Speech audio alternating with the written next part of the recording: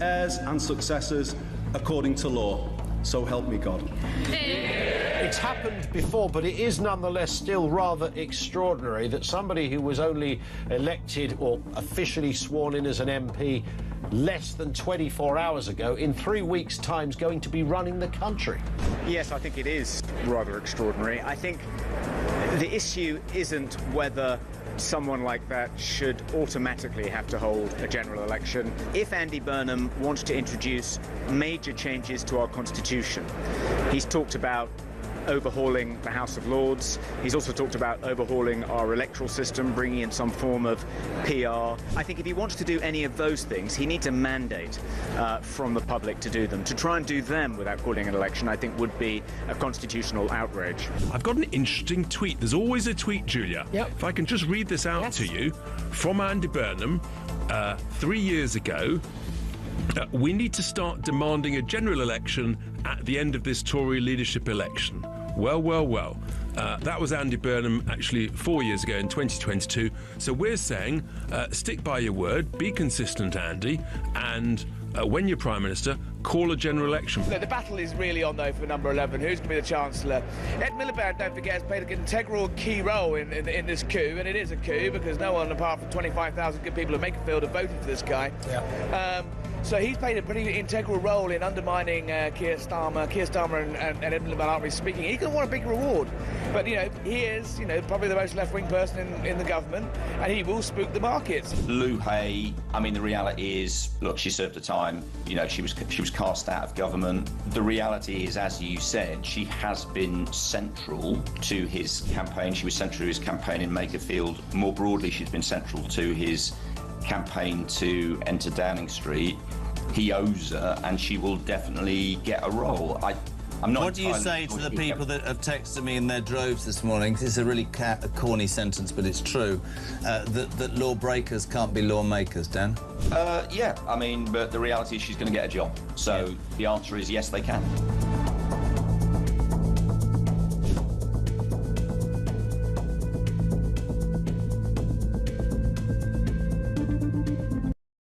Across the UK, on DAB+, on YouTube, on your mobile, and on your side. This is Talk.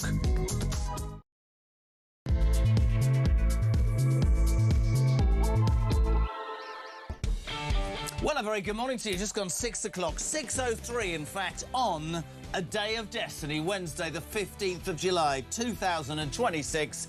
Is it coming home? I bloody well hope so. England, Argentina, 8... Oh, let's play it. Charlie Reddy, you must love this. Just keep it up. You're a football fan, aren't you? I am. Are you excited about tonight? I am excited. You don't sound it, Charlie. You sound like you're half dead. I'm excited. I'm nervous. Yeah. Are you nervous? I am, yeah, because it's Argentina. We've got to beat them. We've got to beat them, Jeremy. I don't want to get into trouble. We've beaten them before, haven't we? I'm not saying where or when. But I have to say one thing about tonight, right? And this is genuinely true. I'm going to be at home with my son watching it, very excited. 8 o'clock, ITV. Just amazing, amazing chance. Spain, the holders, the favourites, knocked out... France, knocked out by Spain last night. England have a great chance, but it's always that pressure. But I've not felt at any point during this tournament, right, that we weren't going to be OK. I'm not nervous at all. Deal with Messi, Argentina, they're all right, they're not special at all. But I just think because the way in which the competition's gone so far, well, we haven't played our best, but we've got through. Now this is a real... We could be in the World Cup final. That's why I'm nervous. He's really excited. We could be in the World Cup final. And I watched Egypt play Argentina. Egypt went 2-0 up. The only thing to do tonight, and I made this point yesterday, I know a lot of people will go and watch it on telly, but millions of people cannot watch it on telly. They'll be in their cars, they'll be at work on the night shift. Talk Sport, and I'm not just saying this, our sister station, the coverage is extraordinarily... We were talking about yesterday, 104 matches they've dedicated to covering in this World Cup. The length and breadth of America, it's astonishing coverage. Our sister station, Talk Sport, the build-up, the game, the glory... Imagine if we lose. I've got to come in here tomorrow morning and try and put a brave face on. We've got Harry Redknapp on the show this morning. Harry Redknapp here. I promise you, I just trust me. England are going to win 3-1. Well, I said 2-0, but I'll take 3-1. Of course I will. I was right last round, 2-1. Very good. Yeah, yeah. Were you nervous against Norway? I just... No. The whole thing. There was an open goal if you passed to Haaland. You know, they pushed and they did...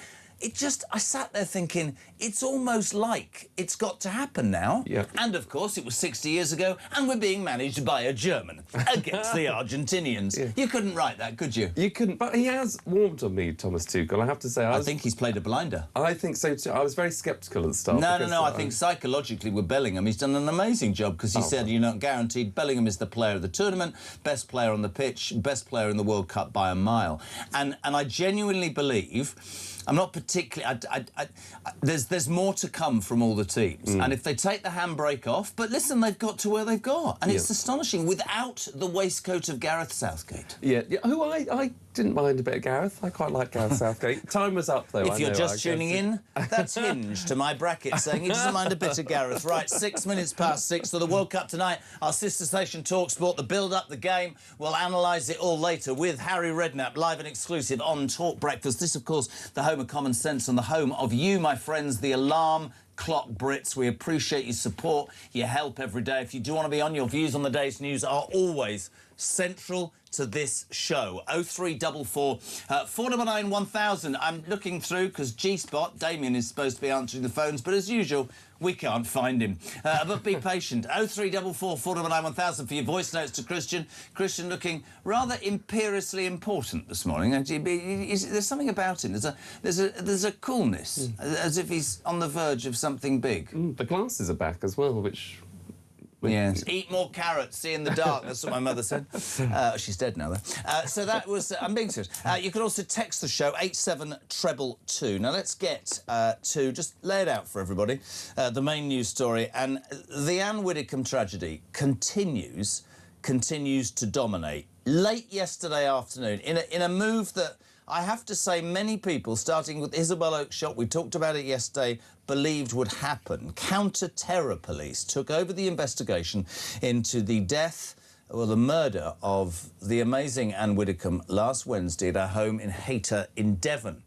Very quickly, it's become apparent that there is a lot more to this story than perhaps met the original eye. Now, we had yesterday the Devon and Cornwall police facing criticism because they immediately came out and said it was a white British man and there's nothing to see here, there's no terrorism. Well, they've had to backtrack. And, in fact, as the evening wore on, it not only turned out that Ann Widdecombe had been targeted, but the counter-terror police are now investigating whether other Reform UK politicians may also have been targeted in this extreme left-wing plot.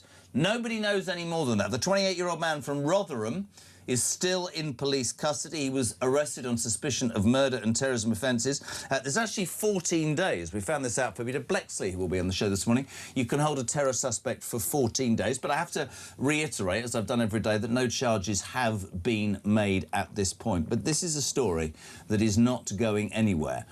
And what I've done today is, not me, is we're going to give you both sides. Dan Hodges has been very, very vocal in the Mail and online, tweeting that Reform have used this to deflect, in essence, the story of Nigel Farage's £5 million donation from Christopher Harborne, the crypto billionaire.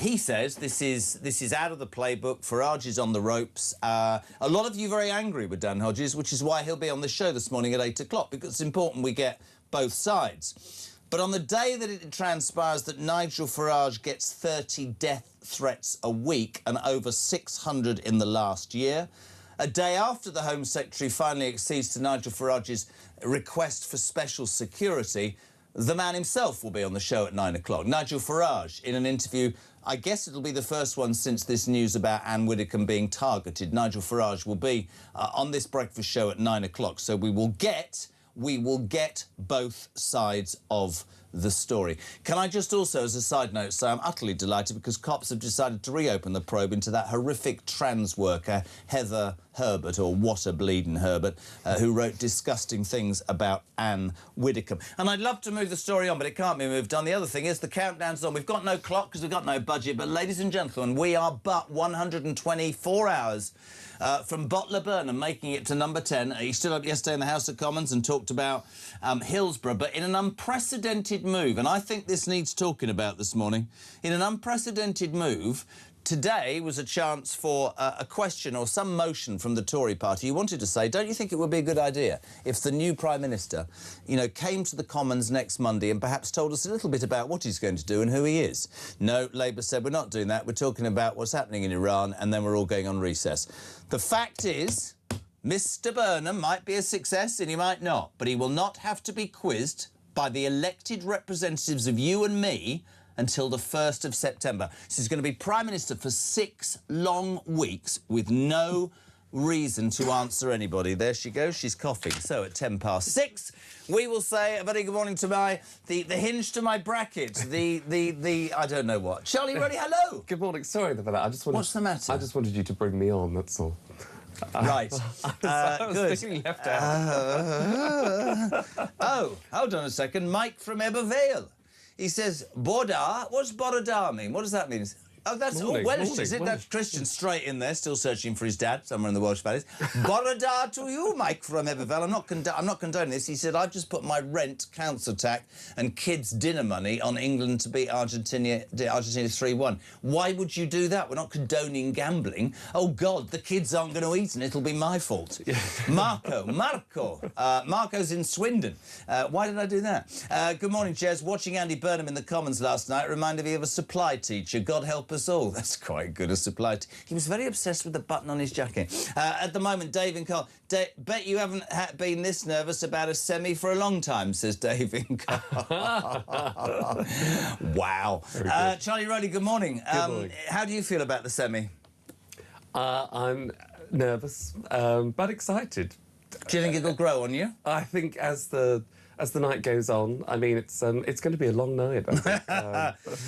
I think hopefully the climax will be good and there'll be a happy ending, which will be great. 0344. I'm so Christian's shaking his head, but he fed me that bleeding line in my ear. We might score. I do have to take it one step, but climactic and happy ending. I think the second bit's better. Listen, let's get to. We've talked football. Let's get to the story, and you and I haven't been able to talk about this.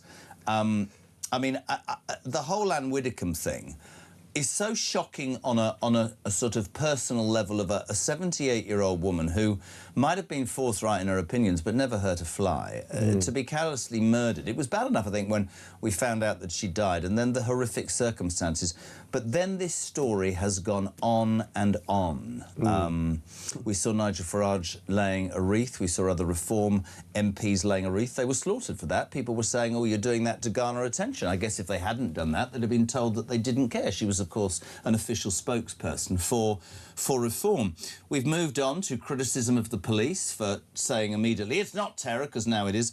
And now we've got counter-terror police investigating and saying that other Reform UK politicians may have been targeted. This is a really shocking development, isn't it?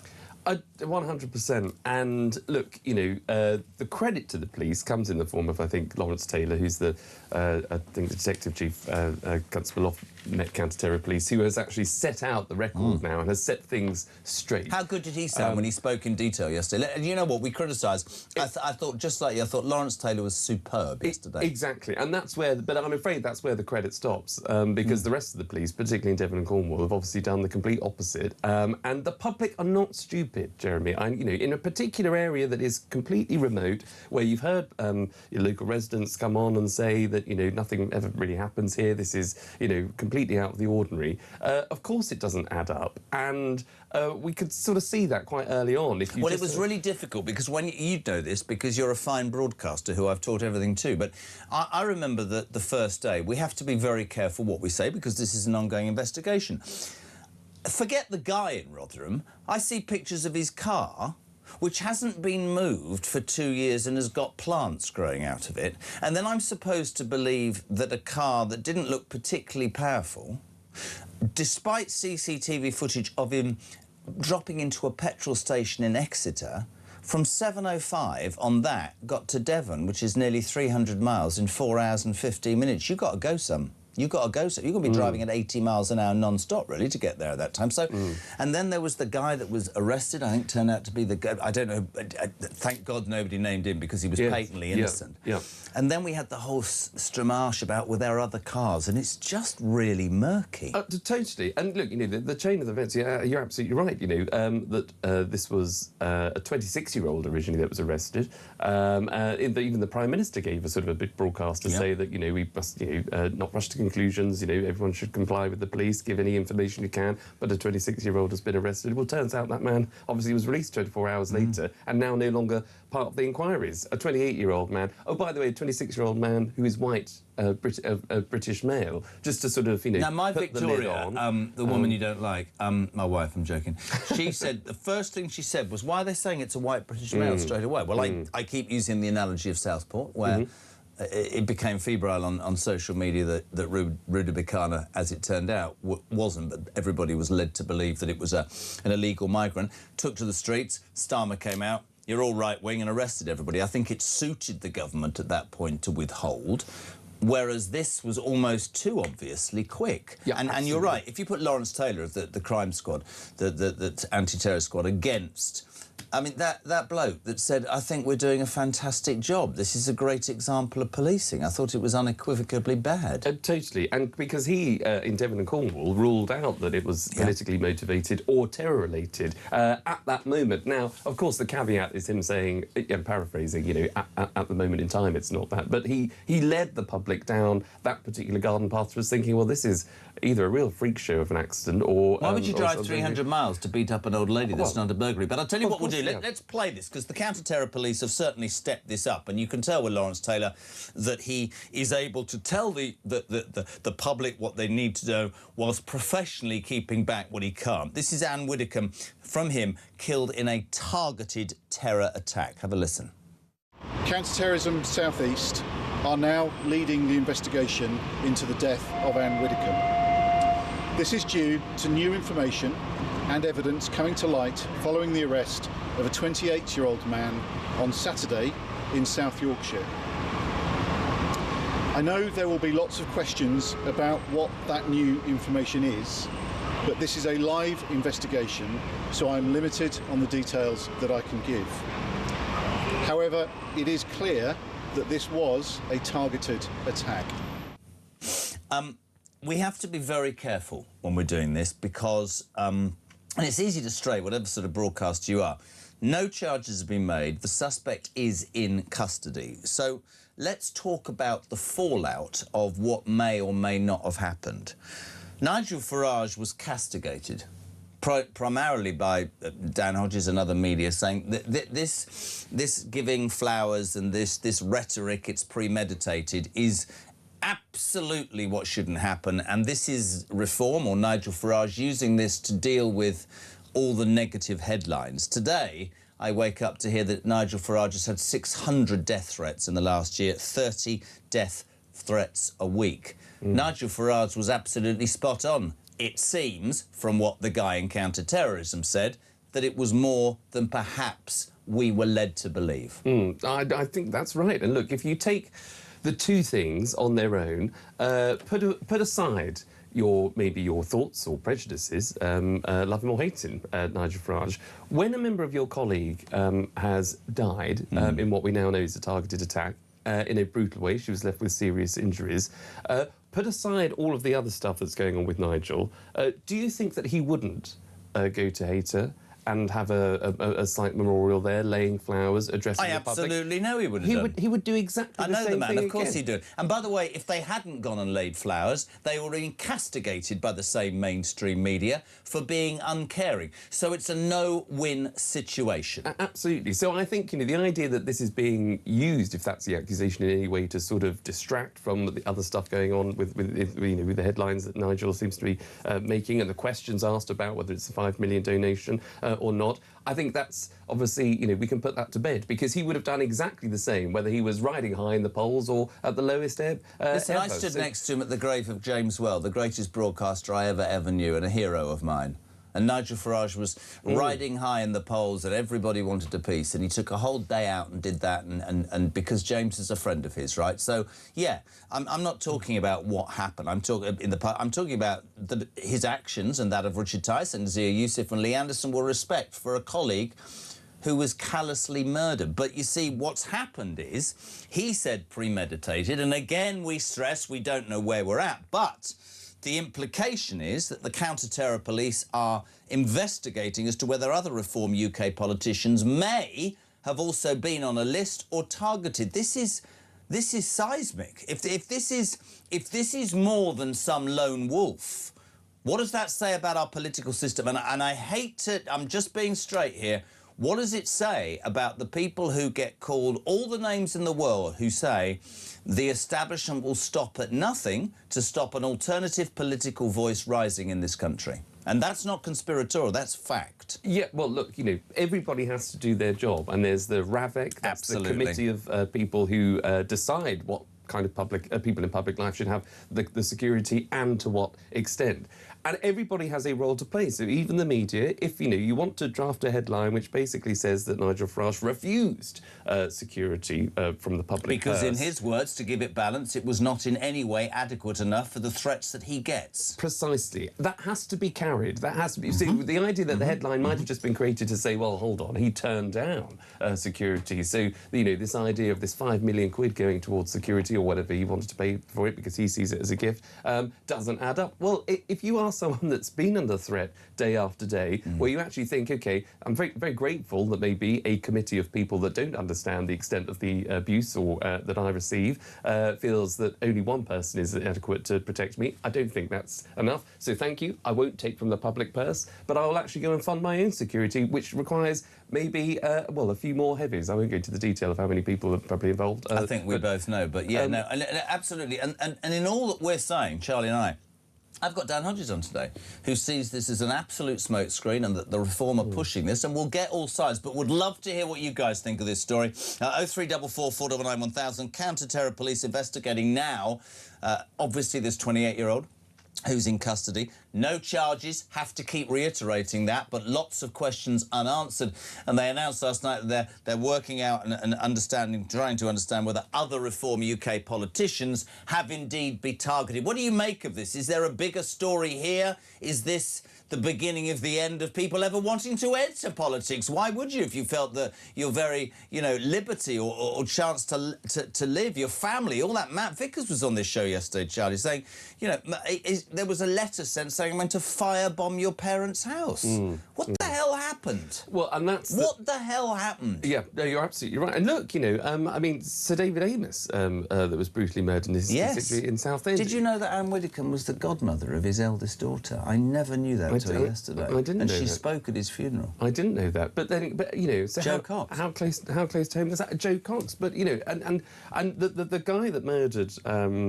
David Amos, he drew up a list of people, which included known as my former boss, Michael Gove. And so, when you hear those stories and know of those people who are, the people that walk amongst us, that live amongst us, that go beyond and obviously have these warped ideas in their own. But are they fueled by anybody else, those warped ideas? And that's what the counter-terror police are looking into, presumably, whether this guy's a lone wolf or, in fact, there is more to it. And we will, of course, on Talk, update you as and when we go. 0344 499 1000. James, good morning. Good morning, Jeremy. I just thought I'd like to pay tribute to Ann Widdecombe. God bless her.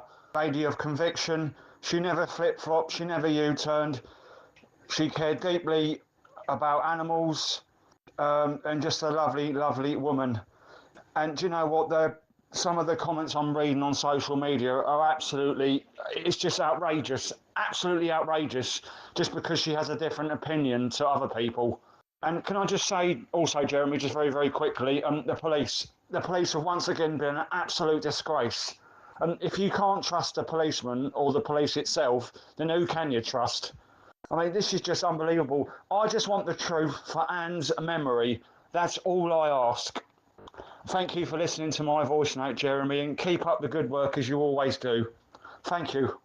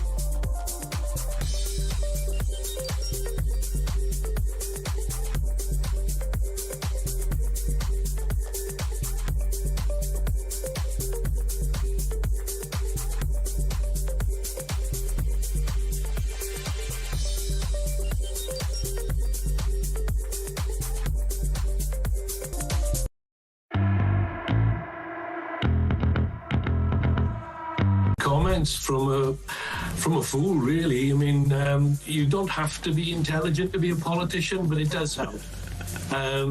You know, if he's going to talk about it, he needs to, if he's going to make historical references, he needs to read history correctly. Argentina weren't even a country as when we occupied the islands. They were called the Nation of States.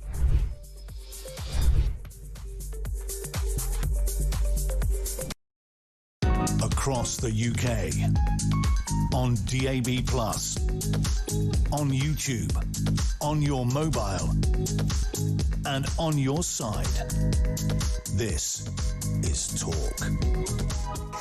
Welcome back, 6:26. It's Wednesday, the 15th of July, the day that we beat Argentina. They play against France in the fourth playoff final, and we go to the final of the World Cup on Sunday. Our sister station, TalkSport, every bit of action you need in the build-up tonight. Charlie Roddy's here. He's a big football fan. You're an Arsenal fan. So you've won the Premier League, and you reckon that we're going to win the World Cup. Your defender was injured last night, Saliba. He was, and he went off with a back injury by the looks of things, which isn't very good. But, you know, let's say he wears that off. But that's the back page of the Sun, you know. Let's mess them up. Fantastic. I'll hold that up, shall I? Quite right, Are you on camera? Quite right, what are you trying to say? Let's mess them up. I saw a great meme yesterday where it had the captain and had Messi shaking the hand of Harry Kane, and the referee was none other than Margaret Thatcher. Yes. I'd love that, right? Now, 0344 499 1000. We're talking, of course, about this. Oh, actually, let's get Liam's talking England. Morning, Liam. Morning, Jez. Liam in Yorkshire. No politics from me today, mate. The only thing on my mind is finishing work early this afternoon and then getting sat in that boozer ready for them three Lions to play tonight. Growing up, all we ever wanted to do was beat Argentina as a national team, as far as I was concerned. You weren't bothered about any other team, really, any other international team, no home nations or anything. The only ones we seemed to want to beat at the time, with all the history against, was either Germany or Argentina. And the last time we played them both, we beat them. It is coming home, Jeremy, and I can't wait to come on tomorrow morning, rough as a bear's backside, to tell you again. Let's have it. Let's be honest, if England do win, I'll be rougher than a bear's backside. I'm going to pitch up at 6 o'clock tomorrow morning, hungover, but I don't care. We're going to... How deflating will it be? We're going to win. I believe him. I think it's coming home. And we've got a German manager and playing the Argies. I mean, honestly, I couldn't believe it's great. 0344 499 1000 for your text messages. Of course, we're talking about Ann Widdecombe, out of total respect, and because this is an ongoing situation. Counter-terror police investigating now whether other Reform UK politicians may have been targeted, but I knew Ann Widdecombe, not brilliantly, but I knew her. She'd want everybody to be cheering for England today, by the way. She would absolutely. She was at the epicentre of government when all of those troubles happened with the Falklands. So we'll balance it out as we do. Can I just go back very quickly? Devon and Cornwall Police have been heavily criticised. Their Police and Crime Commissioner, Alison Hernandez, hit back yesterday. This was because the Chief Constable said, I think we're a fine police force. Most people are going, well, you're not really. This is Alison Hernandez, who will be delighted Spain got through to the World Cup final. She might be from Portugal, I've no idea. Morning, Alison. There's been quite a bit of commentary about the way that Devon and Cornwall Police have communicated during the early stages of this case. But as the Home Secretary said yesterday, it is not unusual that in a fast-paced investigation, more information comes to light and changes the nature or the character of what the police are dealing with. Since beginning the investigation, I've been briefed by the Chief Constable regularly, and I'm confident that Devon and Cornwall Police has provided a substantial and professional response to Ann Widdecombe's death. Charlie Rowley? I mean, the whole point of police and crime commissioners in the first place was not to be there to defend the police, but to hold the police to account. Quite right, buddy. The whole point of police and crime commissioners is to be on the side of victims, seeking justice, getting the right decisions when the police do fail in their duty to respond to the crime or to lead the investigations properly. I cannot think why Alison Hernandez, and I'm someone that wanted to be a police and crime commissioner. Did you? I absolutely did. And I'm sad that they're being scrapped. They have been a complete waste. But I wanted to try and turn that around, because what Alison Hernandez has done there has just played into the narrative of she's defending her... It's not her police force. She is there to be on the side of the family and victims and to get to the right outcomes. And clearly Devon and Cornwall has messed up. Who is she kidding? You know, who is she trying to fool here? The police in Devon and Cornwall, I'm sure things have come to light. Things do progress. OK, and if you're aware of that... But then don't jump out the blocks and say it's not politically motivated. That was for me. Exactly. And I keep allying it to the Southports thing, and I hear, you know, I think of poor Henry Novak and all the police going, oh, but we're under pressure not to upset certain communities. What about some common bloody sense, right? Surely any police officer with a brain cell, higher or lower, would have said on Monday, look, this is an ongoing investigation. I understand completely the horror that not only the local community but the United Kingdom is feeling about this formidable lady. We can't say anything more at the moment. We can't and won't speculate. We ask you to respect that and give us time to come up with the answers. All options are open. No, it's not politically motivated. Sounds to me that it entirely was. And Nigel Farage got absolutely slaughtered for saying he believed it was premeditated. He absolutely turned out to be right. Loads of messages. Morning, Jeremy. Morning, Charlie. Liam from Accrington. I think 3-2 for England tonight, and I'm looking forward to Dan Hodges' interview and Nigel's response later on. So if you haven't heard the news, Dan Hodges, who's been super critical of reform, will be here at 8 o'clock. And Nigel Farage, live and exclusive on Talk from 9 o'clock. Jez, Dan Hodges couldn't help using Devon and Cornwall police not politically motivated, that line to pile on Nigel Farage.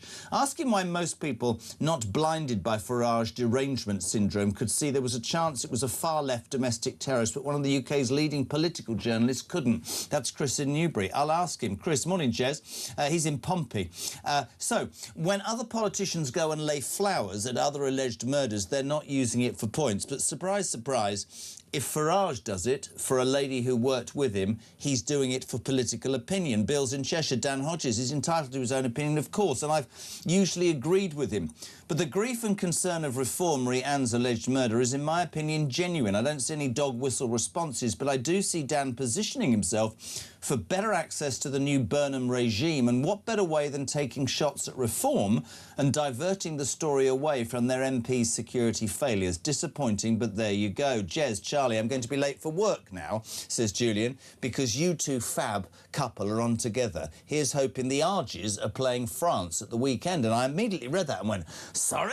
And then I remembered France were knocked out last night, so that's for third and fourth. Jez and Chaz, hinge and bracket, my favourite. We need to start using... we need to start using the right words to describe what happened to Anne. It was an assassination, pure and simple. Or R.I.P. to a beautiful lady, Julian in Newport. Guy in Scotland. Jez, Charlie, does this not show how dangerous the extreme left could be? Well, that is a brilliant point, because, you know, this is supposed to be, the left tell us time and time again that they want the gentle, more kinder politics in life, that, you know, it's all far-right activists who are the agitators, that are the aggressors, that are the ones that stoke the division and hate in our country. And I think this has, sadly, because of the tragic circumstances, but again, it exposes the hate-fueled left that have that chip on their shoulder that they just can't get rid of. You're so on fire this morning. I so agree. I was saying this yesterday, usually to myself in this room, so it's nice to have you here, but I love all debate, right? So I don't care if you're... I hate all this far, but if you're on the left, if you're on the right. I have this discussion with my daughter every day. But here's the truth. For a group of people who care, as you said, about be kind, be wise, this is my opinion, blah, blah, blah, they shut down anybody that does not agree with them. And, in fact, to the point of whether it's vile comments or actions or marches. And this isn't about the far right. This is about working class alarm clock Brits who are appalled by illegal migration, who are appalled by so many things politically, and look at something like this and go, sorry? And people commentate in the most vile way about a wonderful woman, and you think to yourself, no, actually, you're right. The left have this activist, vile... I don't even know the best way to describe it. People just pile on, and to me that denigrates any argument they might have, because I think it's just nasty. Totally. It's a complete prejudice that they've assumed this brainwashed ideology that anything that comes out of a person's mouth who happens to be on the right is bad and evil, and we must defeat them, and therefore through protest or through activism and holding hands, singing "Kumbaya," we can wash them away. It's not going to happen, though, is it? No, and this is exactly what Ann Widdecombe. I remember she used to do a lot for the Jeremy Vine show on Channel 5, and I watched their tribute to her, and she. I think it had got in touch with one of the producers there previously to say that she really enjoyed going on with a particular panellist who she would end up debating with. She would present the right kind of the argument, they would present sort of the left. But what she said about that particular panellist was that she liked going on with them because at least they brought facts. Yeah. And most people in politics, I know it's really unfashionable maybe to say, but every politician, whatever your colours, all genuinely want the same thing: better schools, better hospitals, a working economy. Just different ways of getting there. Just different ways of getting there. And sometimes it's nuanced, how you get that route, and therefore you need to sort of, blow up those sort of routes because you want to create division. But other times it is really off the scale. But that's where debate comes in. I couldn't agree more. I mean, I said yesterday, I could not agree more with you. I said yesterday, right, a lot of the hatred from the LGBT community, she disagreed with gay marriage. Just go and read or watch Andrew Pearce from the Mail and Ian Dale from LBC, both gay men with husbands who adored her, who through tears said she would no more have come to our civil partnership ceremonies than have flown up a brick wall backwards, but she sent a present, she loved us, and she came for Christmas luncheon. We adored her. That's what we should be talking about. Ann Widdecombe might have disagreed with gay marriage. That's her right to disagree with that. Do I? No, but she has a right to that. And two very prominent, gay, brilliant broadcasters, that's what I want to see, that's what I want to hear. But you don't, because, and let's nail this, because they go, oh, that station's right-wing. It's really simple. On the left, absolutely have your opinion, but don't tell me that I'm going to be cancelled, trashed, blown to smithereens and ground into the earth, because you know what? I've as much right to a bloody opinion as the left have, isn't it? Absolutely. And it becomes, just as that particular example is brilliant, because it becomes single issues. Yeah. And people drive down on the fact that, OK, she was, a devout Christian, therefore she was anti, therefore she must be one of the most hateful, spiteful women in the world. Of course she wasn't. She had a particular religious view. She's entitled to that My view. mother refused to go to church once female vicars were ordained. That was my mother's right. Did I agree with her? No, but that was her right. Exactly. And there was so much more to, and there is so much more to every person. You might not, you can absolutely despise Donald Trump, but the moment you praise him for something, for some of the good things that he does, because you can see openly the balance, you can open your mind to actually... They don't, though. They don't open their minds. And that's the problem that we've got in our political God, we're having a right old bitch this morning. Let's go to the ad break. Charlie George, morning. Morning, Jezza. Morning, Charlie.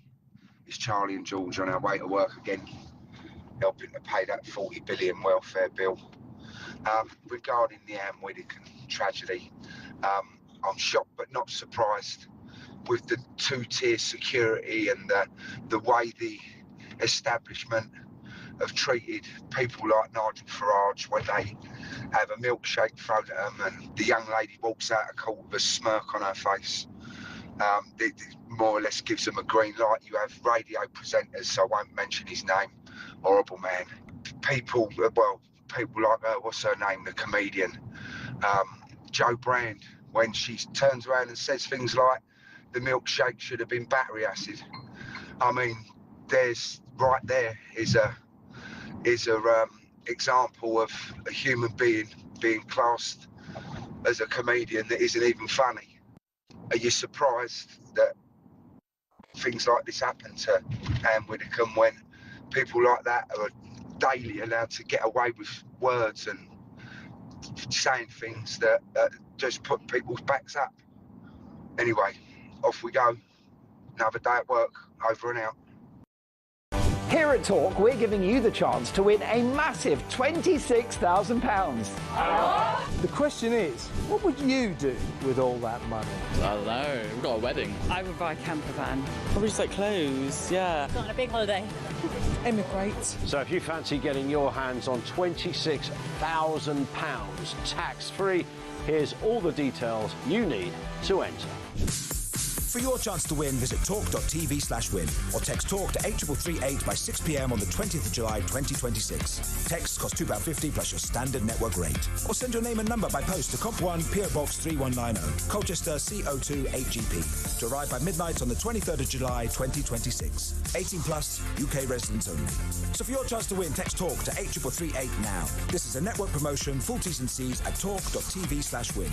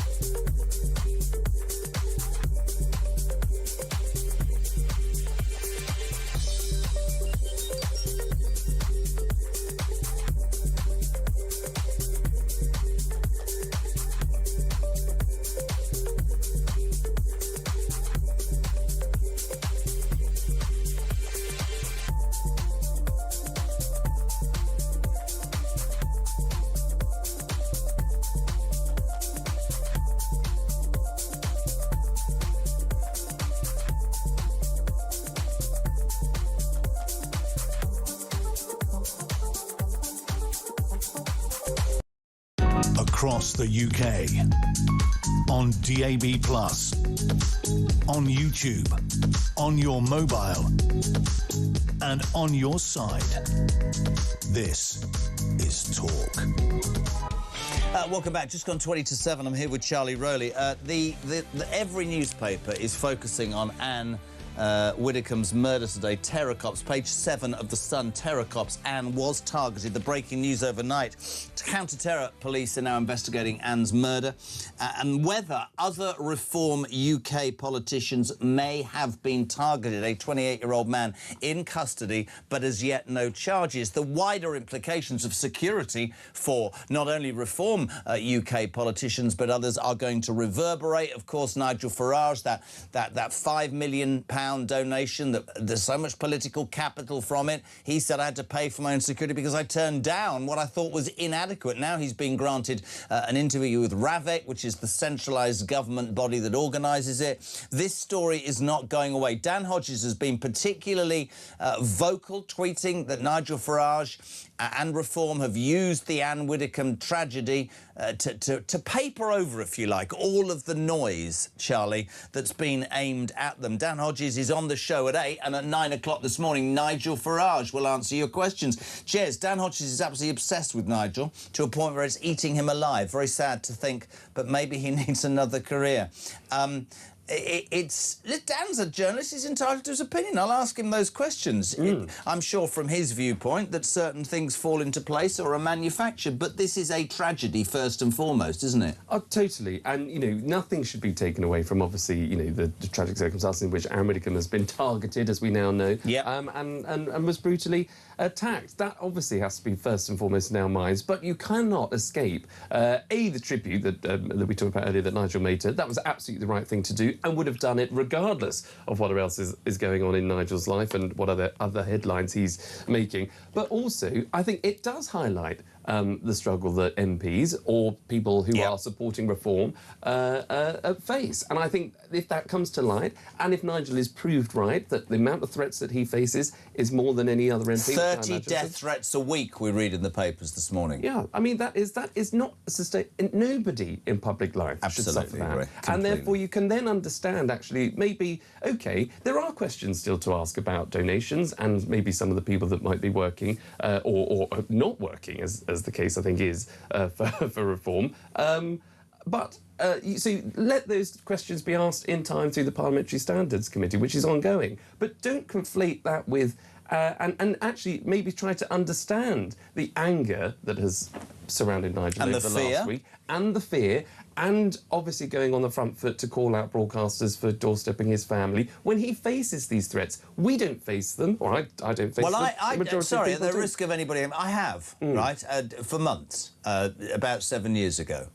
I can tell you of times where people were screaming over the fence, journalists, I'm trying to get the kids to school, right? And I'm an old... but it doesn't... I'm an old sage, but I'm telling you now, whoever you are, there is a point where it does become too much and you do retreat, and I guess if your family are attacked. But that's not me condoning anything. You're right. Whatever happens with the Standards Committee, it's got no reform members on it, it'll take a year to come to it. There is an issue here that a woman, her murder, is now being investigated by counter-terror police, and those police are saying that other Reform UK MPs are targeted. The security issue is massively, massively important. Let's move it on, though, because I'm not allowed a countdown clock because we got no budget. I don't know where the budget's gone. Probably on the travel tickets we have to go and find G-Spot with. Andy Burnham is but 5 days away. Butler Burnham, as the Sun call him, which is a lovely phrase. New MP already running scared. He is going to be Prime Minister on Monday. I wanted to touch upon this. Yesterday, in an unprecedented move, Labour blocked a debate day, or a question you'll be able to explain to me later. Basically, the Tories wanted to... They're all going on holiday on Thursday, come back on Monday so that the new Prime Minister could address the Commons and talk about what he's going to do. Because, in essence, on the 20th of July... till the 1st of September, he won't have to address Parliament. He'll be the Prime Minister, be travelling across the world representing us, and none of us know what a damn thing he stands for. Absolutely, and I think it was a good move by the Tories, and this is under Kemi Badenoch, to try and extend, basically, the Parliament's timetable. So they're due to go on holiday, take recess and go back to their constituencies on Thursday and spend summer in their constituencies campaigning or helping residents, or whatever they want to do. But she wanted to extend that to Monday, just to get the Prime Minister... Quite right, too. Completely with Kemi Badenoch on that. Absolutely. Address Parliament, address the nation, tell us exactly what you're going to be at least doing over the next 6 weeks. Give us some idea of why you're here. Exactly. What are your priorities since you've just been appointed by His Majesty the King to become Prime Minister of the United Kingdom? What is it that you're going to do? Just set it out. No one's... It's the easiest thing to do. You're not even going to get that much scrutiny. Just set out what it is that you're going to do for the next 6 weeks. Because, of course, what fuels it by his refusal is that he doesn't know what he's going to damn well do. No, and this comes on the back of yesterday's farce of trying to praise Keir Starmer for this new Hillsborough law when he spent about a year trying to get rid of the bloke. So no point praising the guy that you basically stabbed in the front, back and centre. We now know that he's been plotting this for a year with people like Louise Haigh, who's tipped to come a senior role within his cabinet. Yeah, can I just have this, because I saw a headline this morning, and people don't like me for saying this, I don't care. Louise Haigh has from nowhere become Andy Burnham's right-hand woman. This is the woman who's a convicted fraudster. This is a woman who basically got sacked from the cabinet for lying because she's a convicted fraudster. So don't give me lectures about what politicians might or might not be taking down, because the new Prime Minister's right-hand woman is a convicted fraudster. How much more do I need to say? Yeah, well, I think, again, but who's also been undermining the current Prime Minister. Yeah. OK, she got sacked from him, rightly so. And what does that say about Burnham? I mean, I read this morning that they don't want Ed Miliband because they're worried that it doesn't look good. Well, I tell you what, Louise Haig's not a particularly good start either, is she? No, and neither would be, another ally of the Prime Minister in waiting, Lucy Powell, who just called the idea of talking about the small boat crisis and illegal immigration just, dog whistle politics again. She had to apologise for that because she doesn't understand actually the impact that has on communities, on hard-working communities and alarm clock Brits up and down the country. Really interesting. Are we going to an ad break? No? Are we not? They look at me like I've landed from Mars. Let's go to Andy. Good morning, Andy. Morning, Jezza, Charlie, Andy from Birmingham. This blocking of the question from the Tories today, because when we could have actually asked Burnham some questions, and the Labour have blocked it now to talk about something else. It's astounding. For me, the Tories haven't tried hard enough anyway. Since Burnham was announced that he was going to basically get through the door with PM, they haven't tried hard enough, and we all know the reasons why. Because basically, they get obliterated. They haven't asked for a general election because there's no mandate for him and anything. Right. What really scares me is this guy is going to come in as Prime Minister next week. He's going to have 6 weeks then where nobody knows what he's doing or what his policies are or anything. I don't even think that the MPs that voted for him know what his policies are. I really don't, and it's scary to know that a guy really can order a nuclear strike if he wanted to, and he hasn't faced the public or any scrutiny whatsoever. Really, really scary, mate. See you later. I completely, just very quickly, we're going to go to Dickie Arbiter. I completely agree, don't you? Oh, absolutely. And we've been talking about, throughout the morning, the left versus the right and people's views. And if this was the Tories, or if this was Reform, or anyone else, the left would be screaming from the rooftops that he must come to Parliament, or there must be a general election, or there must be a contest so his views can be aired, so the public actually get an understanding. They would be beside themselves if the Tory Prime Minister was just waltzing in without the scrutiny that he's faced. It's hypocrisy on a different level. Right, listen, let's have a little royal moment with a legend, former press secretary of the Queen, former royal journalist, top man. A very good morning. Dickie Arbiter, how are you, dear? Morning, young man. How are you? Young man. Nobody calls me that. So, Dickie, a game tonight. Will you have a pint in your hand and the television on? Is it coming home? Are we going to beat the Arges, Dickie? Well, it's about time we did beat the Arges. There was a wonderful pic on X/Twitter of the referee for tonight's match, Margaret Thatcher. Amazing. Honestly, I saw it. It's 60 years, a German's managing us. It's got to come home. We've got to deal with Messi, and I think we've got a great chance. Dickie, thank you for joining us, albeit briefly. So much in the news, obviously, about Ann Widdecombe has been tragic this week, and we've been talking about that. This country in the middle of so many crises, a new Prime Minister, and yet the royal stories just keep coming. I haven't spoken to you since Harry and Meghan had a surprise hours audience with the King and the Queen last Friday at Highgrove. I said yesterday, I'd love you taking this. I thought it was quite genius by Charles. I think it ticks a box. I think that if it's ever leaked or if anything comes out, he'll never entertain them again. I completely get that William and Camilla probably disagreed with it, but it's done and put to bed. And again, this whole sort of, I want my children to be prince and princess, but I think your organisation's racist is beyond me with her, mate. Well, he's a dad. He wants reconciliation with his son, despite everything that's gone before it. And good on him for entertaining.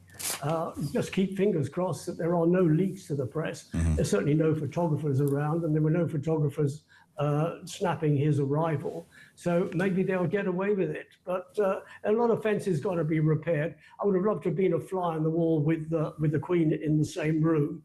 She would have had a face like a meat axe. But going along with her husband's choice of seeing his son and his grandchildren, the relationship with the daughter-in-law, I think that's irrelevant, really. No, I couldn't agree more. A couple of stories in the papers today. Shamed Andrew back in the saddle. This is the Sun, page 9.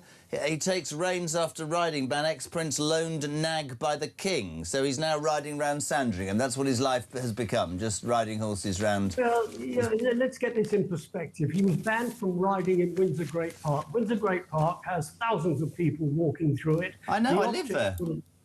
Would have been, yeah, of course you did, and the optics would have been bad. Riding at Sandringham, it's in the wilds of Norfolk. There are a few people walking around there, but come on, the guy's up there, he's got nothing to do. Going out riding and hacking for an hour on a horse is not going to upset anybody. The only people that are stalking him are the paparazzi. Yeah, listen, I just think that because of almost every vile thing that he's been associated with, I think that anybody will write, he's doing this, he's doing that, because they're desperate to see some sort of resolution. Dickie, the other thing's this extraordinary story this morning. I'm almost embarrassed to share this with you because you remind me so much of my father, although obviously much younger. Prince Harry's bizarre hair confession. Have you read about this? The Duke claims... Yeah, I have read about it, and quite frankly, it seems Harry's mouth was engaging before his brain. His hair colour is genetic. The Spencers are redheads, whether he likes it or not. Go back to the 19th century, one of his forebears, the 5th Earl Spencer, was called the Red Earl. So there's nothing to be ashamed of being red, but, and this is the big but, Harry's called himself Sunset Orange. Sunset Orange is associated with hair dye. So is he look at Dickie Arbiter, he knows everything. Basically, he claimed, did the Duke, that he's not a ginger.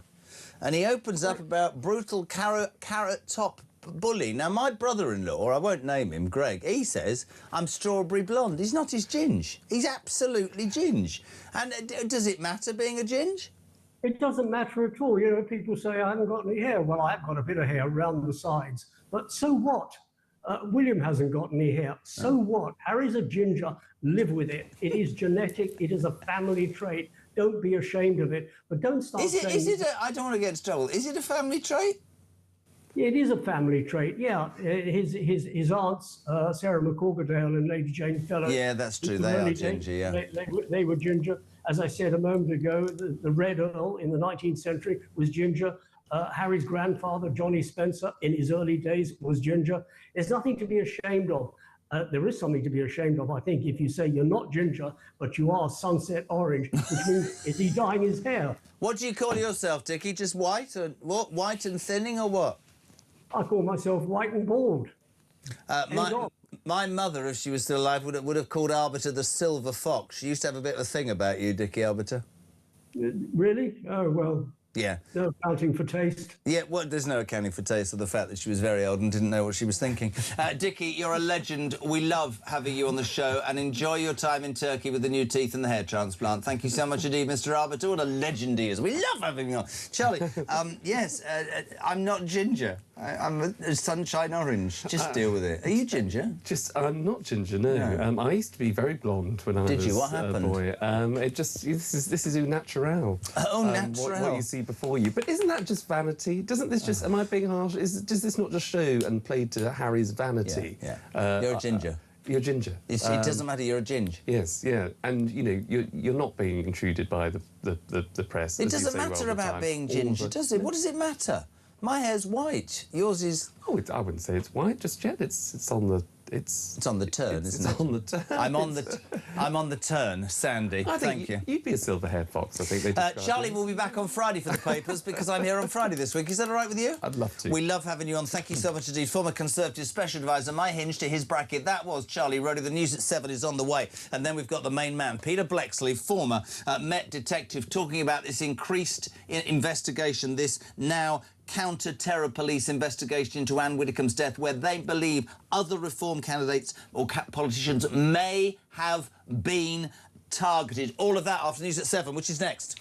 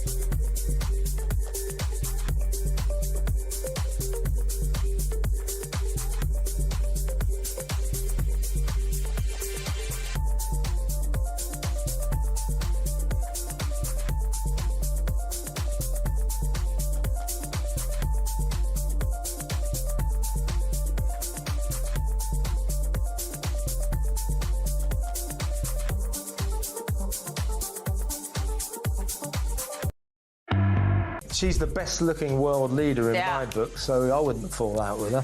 I quite fancy Georgia. When she's not busy running the country, perhaps we could hook up. Well, you do know she's single because her partner You're a bit careful, son. her partner tried to have a threesome, and that got leaked to the media, and they had to get a divorce. So she's back on the market. She's on the market, right? Oh. Right, get me a ticket for a threesome as well. I'll get in trouble with my wife about this. Next question.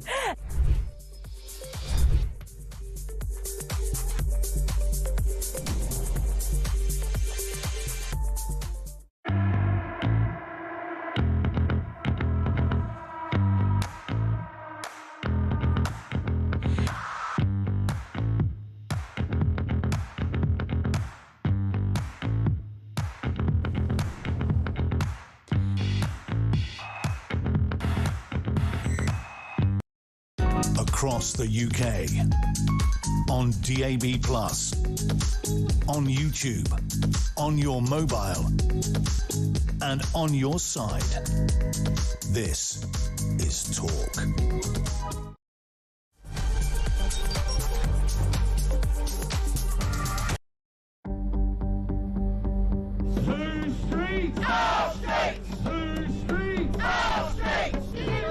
Got some breaking news here. The Crowborough Army Training Camp could hold male asylum seekers all the way until 2030. Good. After the Home Office claimed it would only be for 12 months. Not much ambition involved in that, is there, in terms of solving the migrant crisis?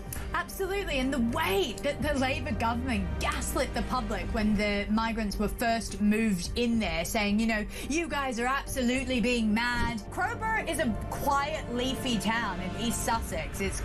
These people, you can see, have been pushed to their absolute limit. They're not the types that you usually see protesting about this sort of thing. But that town has been absolutely desecrated. You're ruining the country. Get Keir Starmer out. Look, England's flag. You're useless. Labour Party's useless. I love our country. And one of the things about our country is good manners. Not very British. What Labour advisor thought she wasn't going to be heckled at a petrol station in Leeds? Do these politicians actually ever get out and understand what it's like for real working class people? I thought it was British to exercise a right to free speech. That's what Keith Stalin told Trump. That's what White Van Man was exercising yesterday to Richard III. Oh yes, I remember. We're not really allowed our right to free speech in case we criticise the government. You can't blame people so many decades away from you for the chaos that has been caused by Labour. This is cheap politics, isn't it, Syrian? Well, it's stupid politics. I mean, who raised national insurance on part-time workers? Labour. Who's been the stupid people that have wandered down the road and increased taxes on businesses and on individuals? Labour. A lot of people get very frustrated, especially when the government says, oh, free school meals, you know, for every kid, not just the kids who really need them, free bus passes, free this, free that. None of it's free. It's subsidised and paid for by the taxpayer. And we're in this constant situation where the government's answer to everything is tax us a bit more, take more of our money, and then give some more of it away generously. It's our sodding money they're giving away. Yeah. Yeah, exactly. And it's either someone else's money today, another taxpayer, or even worse, it's the money from our future. Across the UK, on DAB+, on YouTube, on your mobile, and on your side. This is Talk.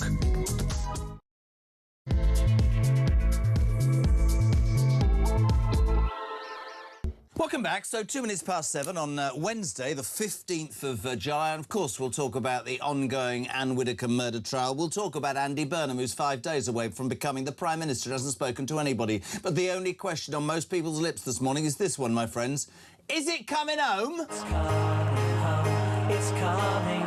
Football's coming home. We'll go on getting back. It's on getting back. Right, listen, I've got to be honest, right, keep it that. I don't know about the rest of you. I'm not nervous. I suppose I should be. Harry Redknapp will be on this show between now and 10 o'clock. His lowdown on that big game tonight. As first, the Argies don't start. Argentina, England, live and exclusive on ITV from 8 o'clock. But hundreds of thousands of you working, running around, on the motorways, the only way to listen, and it is unbelievable coverage. Our sister station talkSPORT covering 104 games, just tracked all across America. Extraordinary coverage. They will have the build-up and the game from 8 o'clock. England, one game away from a World Cup final place against Spain, who knocked out the French. Au revoir. That was one of the greatest moments ever. Take your World Cup with your fishing licences and do one. I reckon we could beat Spain. I do. But anyway, first of all, we're going to beat the Argies. We'd love to hear what you think about that. How are you going to be watching it? Are you going to be in the pub? Are you going to be at home? Are you not going to be watching it? Are you going to be listening to it on talkSPORT? 0344 499 1000. Come on, boys. We've got this. I'm going to be sitting with Henry, big screen, couple of beers, curry. I mean, it couldn't be any better, could it? Unless we go behind and then the television will probably end up being smashed. Anyway. Welcome to the show and let us know as and when you are doing that tonight. We changed tack because this show is light and shade, and that's the way it is. The ongoing horrendous murder of Ann Widdecombe, the Reform UK politician, continues to dominate, and we've had all sorts of debate in the last 5 days, from Devon and Somerset Cornwall police saying there's nothing to see here, to, oh my goodness, it's a murder. Oh my goodness, actually, it might be politically motivated. Yesterday, we discovered that counter-terrorism police have taken over the investigation, and they've admitted that not only was she, Ann Widdecombe, targeted, but other Reform UK politicians may have been part of this targeting, and that has obviously reverberated across the political grounds. We're talking in the next hour to all sorts of people who have an opinion about what MPs need in terms of security.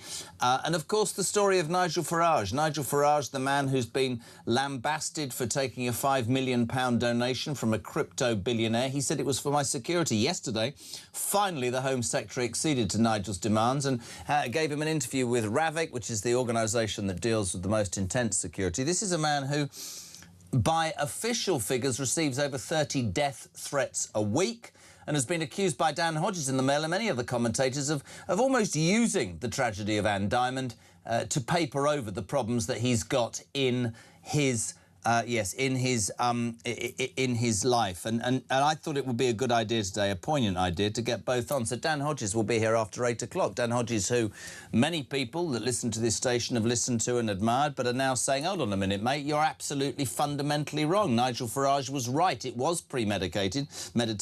Ann Widdecombe, a wonderful 78-year-old woman just minding her own business, callously murdered in her own house.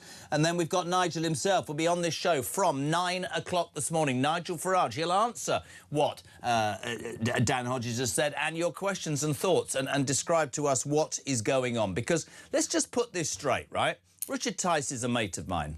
I interviewed Richard Tice yesterday at 7 o'clock, and I know the man who believes fervently in his politics and has worked tirelessly round the clock. I also saw yesterday a man who naturally, not he's looking over his shoulder, but it's a concern, it's a fear on the back of this. And I think most people in Reform would say that their worst fears have been met. This was Richard Tice on the Daily Tea podcast yesterday, and what he says is, I'm here, I'm out there with Nigel and other political leaders as well, trying to look at what's going wrong with this country, but it's quite patently obvious the establishment hate us. Watch this.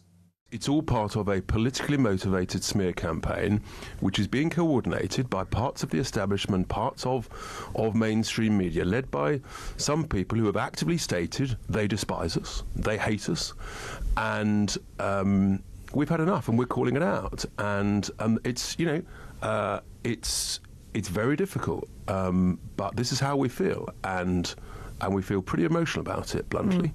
And so. Look, some of this stuff is extraordinary. And I don't think anybody could disagree with it. Sean on left-wing rhetoric. Good morning, mate. Morning, Jeremy. Sean from Grimsby here.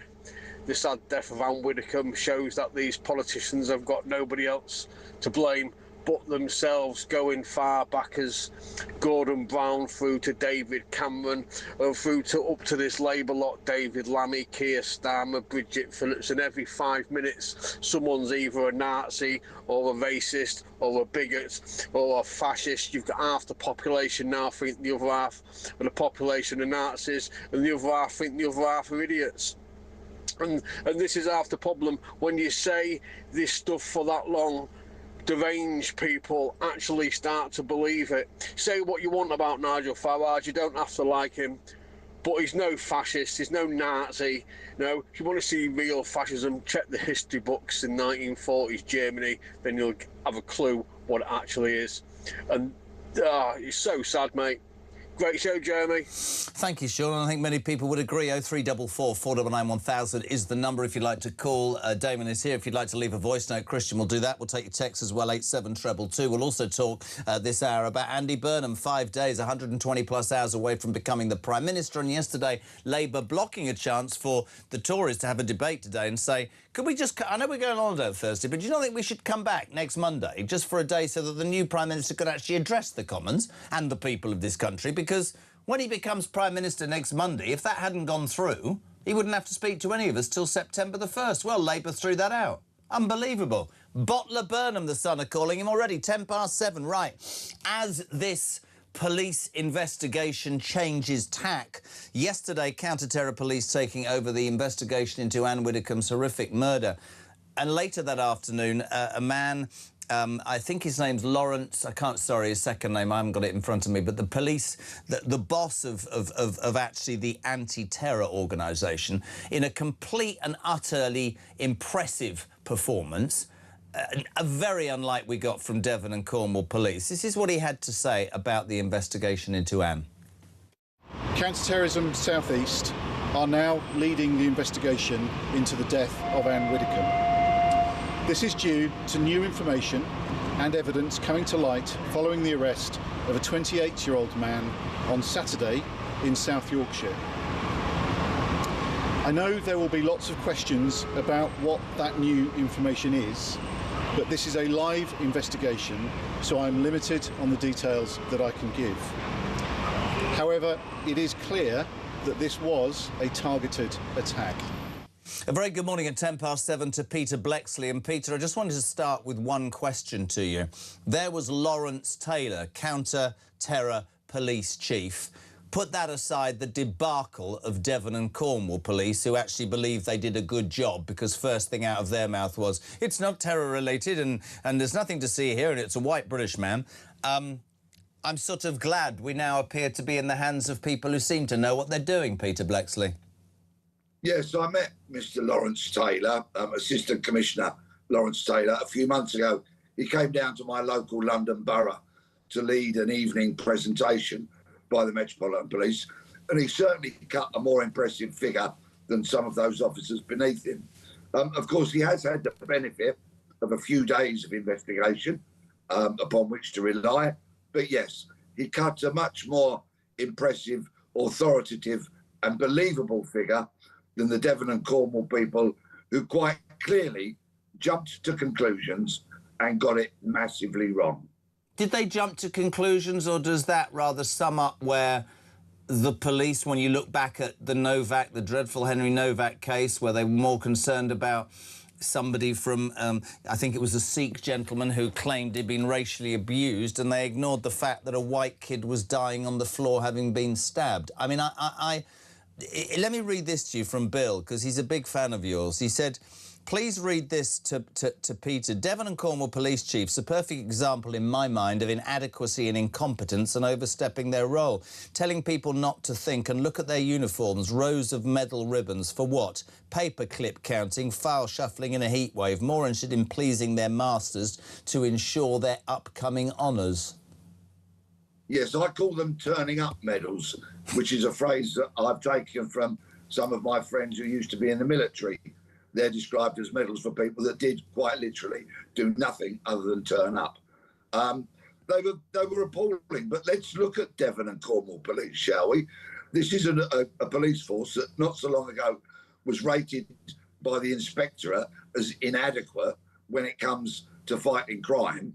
They had 3 chief constables in a year last year, and up until recently, a year ago, they spent 2.5 years in special measures. Absolutely. I'm afraid when it comes to current police chiefs, Lawrence Taylor is the exception and the others are the norm. That is what we're saddled with.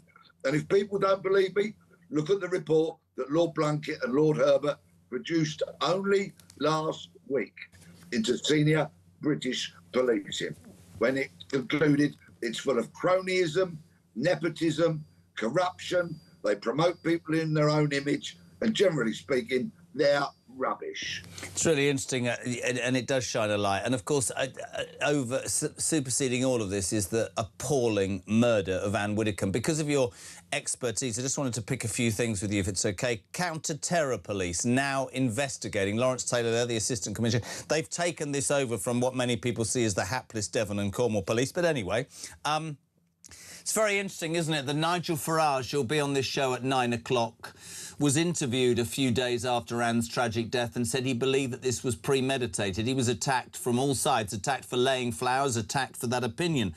He's been proven absolutely right, because we hear overnight, Peter, that they are investigating counter-terror police, whether other Reform politicians may have also been targeted by either this man who's in custody, no charges, we can't speculate, or maybe other people. What do you know and what do you think at this stage, Pete?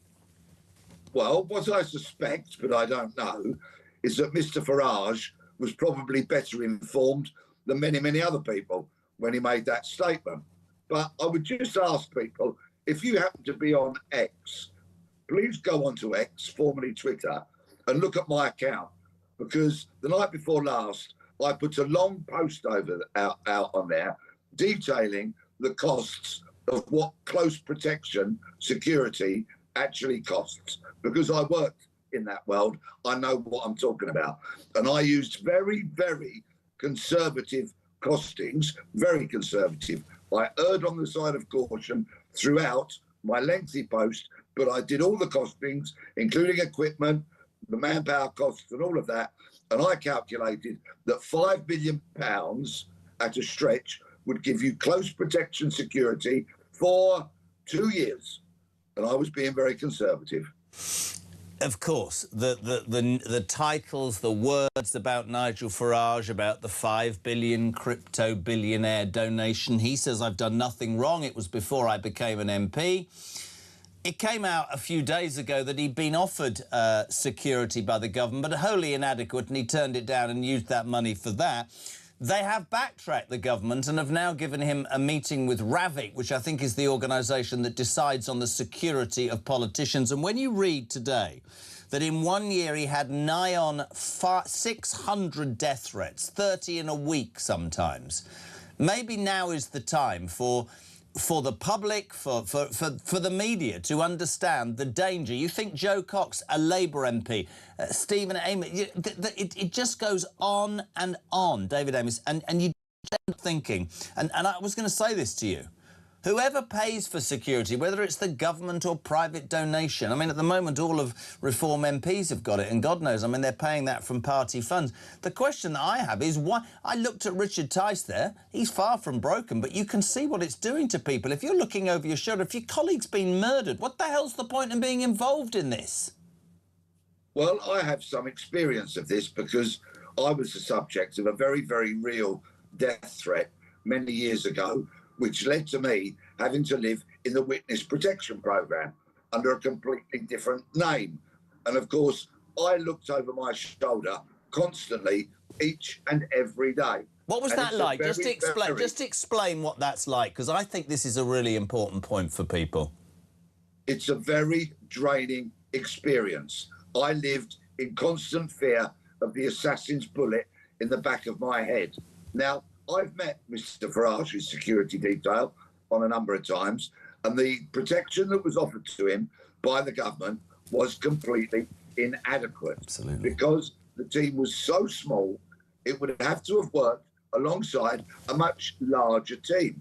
You cannot have a government-funded police small security detail working alongside a larger detail from the private industry, because they've got different operating methods, different equipment, different ways of dealing with their principal. You call the person you protect the principal in the private commercial sector. And so it just wouldn't fundamentally have worked. If the government are to provide Mr. Farage with protection, then he needs to have the same level of protection as is afforded to the Prime Minister, or else it simply will not work.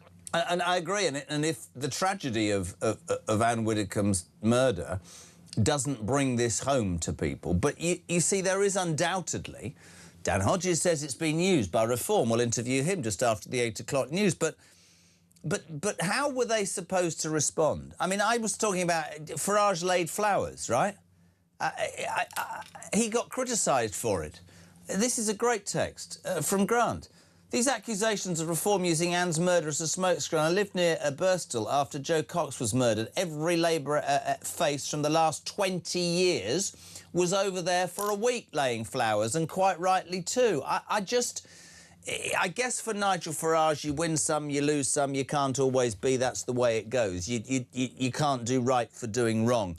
But not away from Nigel Farage, but all of politicians. I ask you, I don't know why anybody would put themselves in danger. We had Matt Vickers on yesterday saying that his family, his parents got an email saying, I'm going to firebomb your house, for Christ's sake, Pete. The lovely Ann Widdecombe had been a member of the Reform Party for some considerable years. In fact, she was a spokesperson for that party. For people to insult Nigel Farage when he goes to Ann's home to lay flowers, to pay his respects to a woman that he quite clearly adored, is deeply, deeply insulting and gives you a very clear window into the soul of those revolting people. Talking about revolting people, you must have heard of some of the disgusting online verbal stuff, that Heather Herbert or What's a Herbert. We talked about this the other day about, you know, you are an advocate for free speech and so am I, but we found out today that cops have reopened looking into what Heather Herbert said. What's your reaction to that? I maintain my position at all times. Free speech is free speech until, of course, it crosses a boundary into breaking the law. For example, you cannot incite or encourage people to commit crime. That, of course, is most definitely a crime in itself.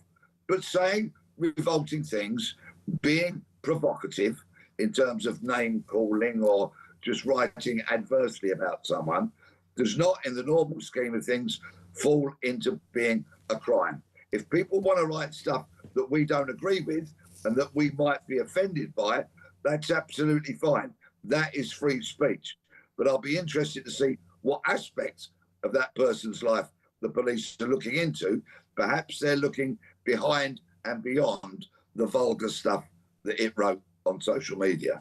Couldn't agree more. Just to finish, buddy, in terms of the investigation, we were told the other day that they can have up to 14 days under terrorist, sort of counter-terror police rules to question this guy. Do you think this will be an incredibly methodical process? Do you think we'll hear anything soon? Where do you think this investigation's going? No charges yet. I have to make that point. No charges yet. Yeah, well, Mr. Taylor told us yesterday that they've got authority to detain this man for 7 days as of Monday. The investigation will have lots of different strands that need looking at. For example, and I'm talking about generic type of investigations here, automatic number plate recognition. And then does that lead them to any CCTV? For example, if a vehicle has travelled huge distances, it probably will have had to refuel. So is there CCTV from a petrol station? For example, these kind of things. There will also be the forensics, of which I suspect many items are being examined in laboratories as we speak. There will also be digital forensics. Did this suspect have any phones, laptops, iPads, all those kind of things? The history of those will need to be examined for any evidence. So there'll be a lot of moving parts to this investigation. I suspect the police are very pleased that they've got 7 days so that the results of many of those examinations can be brought forward, when they will look at all the evidence in the round, and then if they feel they've got some sufficient evidence to charge this man, They'll send that evidence to the Crown Prosecution Service to make a decision, and upon that decision, the police will act accordingly. Pete, great as ever. It's a story that's not going to go away. We appreciate massively your involvement in explaining it in great detail. Peter Bleksley, former Met Police Detective 723. Next on the show, Ben Habib. He'll be after this break. Brian, though, good morning. Good morning, Jezza. Brian here. That Heather Herbert, I've just been reading its tweets. I've got to say, it's not very ladylike, is it?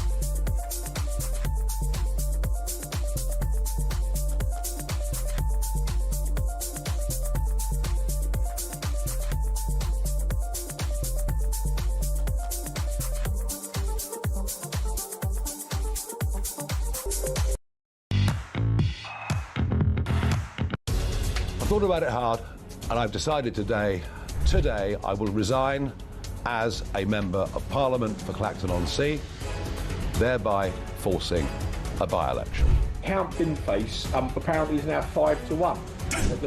Brilliant. You know, so look, I mean, you know, if I were being flippant, I'd say Count Binface's campaign is now well and truly up and running, and Reform are struggling to put a lid on it. Let me be absolutely clear.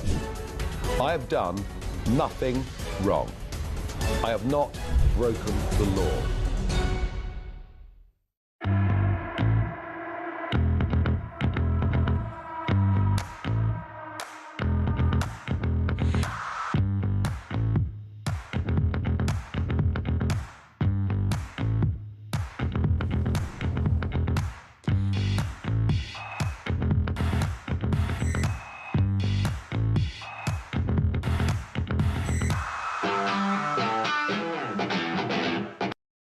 Across the UK, on DAB+, on YouTube, on your mobile, and on your side. This is Talk. Welcome back, my friends. Just gone 7:25. It's Wednesday morning, the day that England take on Argentina for a place in the World Cup final. TalkSport, our sister station, has it all. The best commentary, the only place. It's covered 104 games in this tournament. Can England put one over the Argies? Of course we can. 0344 499 1000. Text to 87222. Morning to Nicola in Norfolk. This frenzied over-the-top rhetoric perpetuated by Reform's opponents means the demonisation of Reform has become acceptable political discourse, which is totally unacceptable. Stop now. I am disgusted with the likes of Dan Hodges and Natalie Fleet for their comments in the last week. They represent all is wrong with the political discourse in this country. Dan Hodges, who has been quite vehemently saying on tweet that he believes that Reform and Farage have been using the tragedy of Anne Diamond's murder, which is now Ann Widdecombe, it is now a response. You've done me there, you see. I'm trying to speak, it's all gone wrong. Which is now being investigated by counter-terrorism police. He says they've been using it as almost a tool to deflect. He will be on this show after 8 o'clock this morning, as will Nigel Farage himself, who will be on from 9 a.m. If you want to be part of the debate, 0344 499 1000, text to 87222 at 7:28. Let's get the views of the former Deputy Leader of Reform, no longer with the party, Ben Habib. Ben, a very good morning. Good morning, Jeremy. It's fast-paced, as you would imagine. This last few days for so many people has been difficult. Ann Widdecombe was a political, I would call, colossus, really, a formidable woman who was very fervent in her beliefs, but managed to cross the political divide to be loved because of her conviction, Ben. She was a 4'11" colossus, if I can describe her like that. When she spoke at a podium, you often had to provide a little step for her so that she could see over the top of the lectern. But then when she opened her mouth, she literally did transform into a colossus. One of the most powerful speakers I've heard, and invariably speaking without notes. And the reason she could speak without notes was because, as you were indicating, she was a highly principled woman. She knew precisely what her values were, what she believed in, and all she ever did was get up and express those views. She wasn't a political animal in the sense that she was trying to advance her political career. In her dotage, if I can call it that, she left the comfort of the Conservative Party, which is more than just a political party for those who are members of it. You know, it's like a family, it's cultural, they've been it part of all their lives, but she left it. She joined the Brexit Party to make the case to leave the European Union. She was phenomenal in Parliament. She then went on to join Reform. Anne and I joined Reform at exactly the same time and on the same day, and we both demanded of Richard Tice, as you'd expect, that if we joined Reform, that we would fight for a proper Brexit, that we would fight to get Northern Ireland out of the European clutches of the European Union. She was an ardent unionist in a way that I think the vast majority of politicians are no longer. Yeah. There seems to be a laissez-faire attitude to the integrity of this country. Politicians being prepared to accept devolution, which actually I reject. Devolution is merely a soapbox for politicians to stand on and talk against the existence of the United Kingdom. Anne was firmly in my camp on that. Anne and I were very, very close politically, and it is an absolute it's an absolute disaster. It's terrible. It's gobsmackingly terrible that she should have been her life should have been ended in the way that it was ended. She deserved a peaceful end to her life, a long, peaceful end in which she could read her books, do what she wanted to do, and not have it robbed of her. She'd given up, I think, 55 years of her life, Jeremy, to public service. Absolutely. And I mean, this investigation, I'd love, I mean, Ann Widdecombe, the comments this past week have been incredible across the political divide. But what's happened, of course, with her murder is the attention has turned to how that has been playing out. We've had the criticism of Devon and Cornwall police for initially saying it's not politically motivated too quickly, in mine and other people's opinions.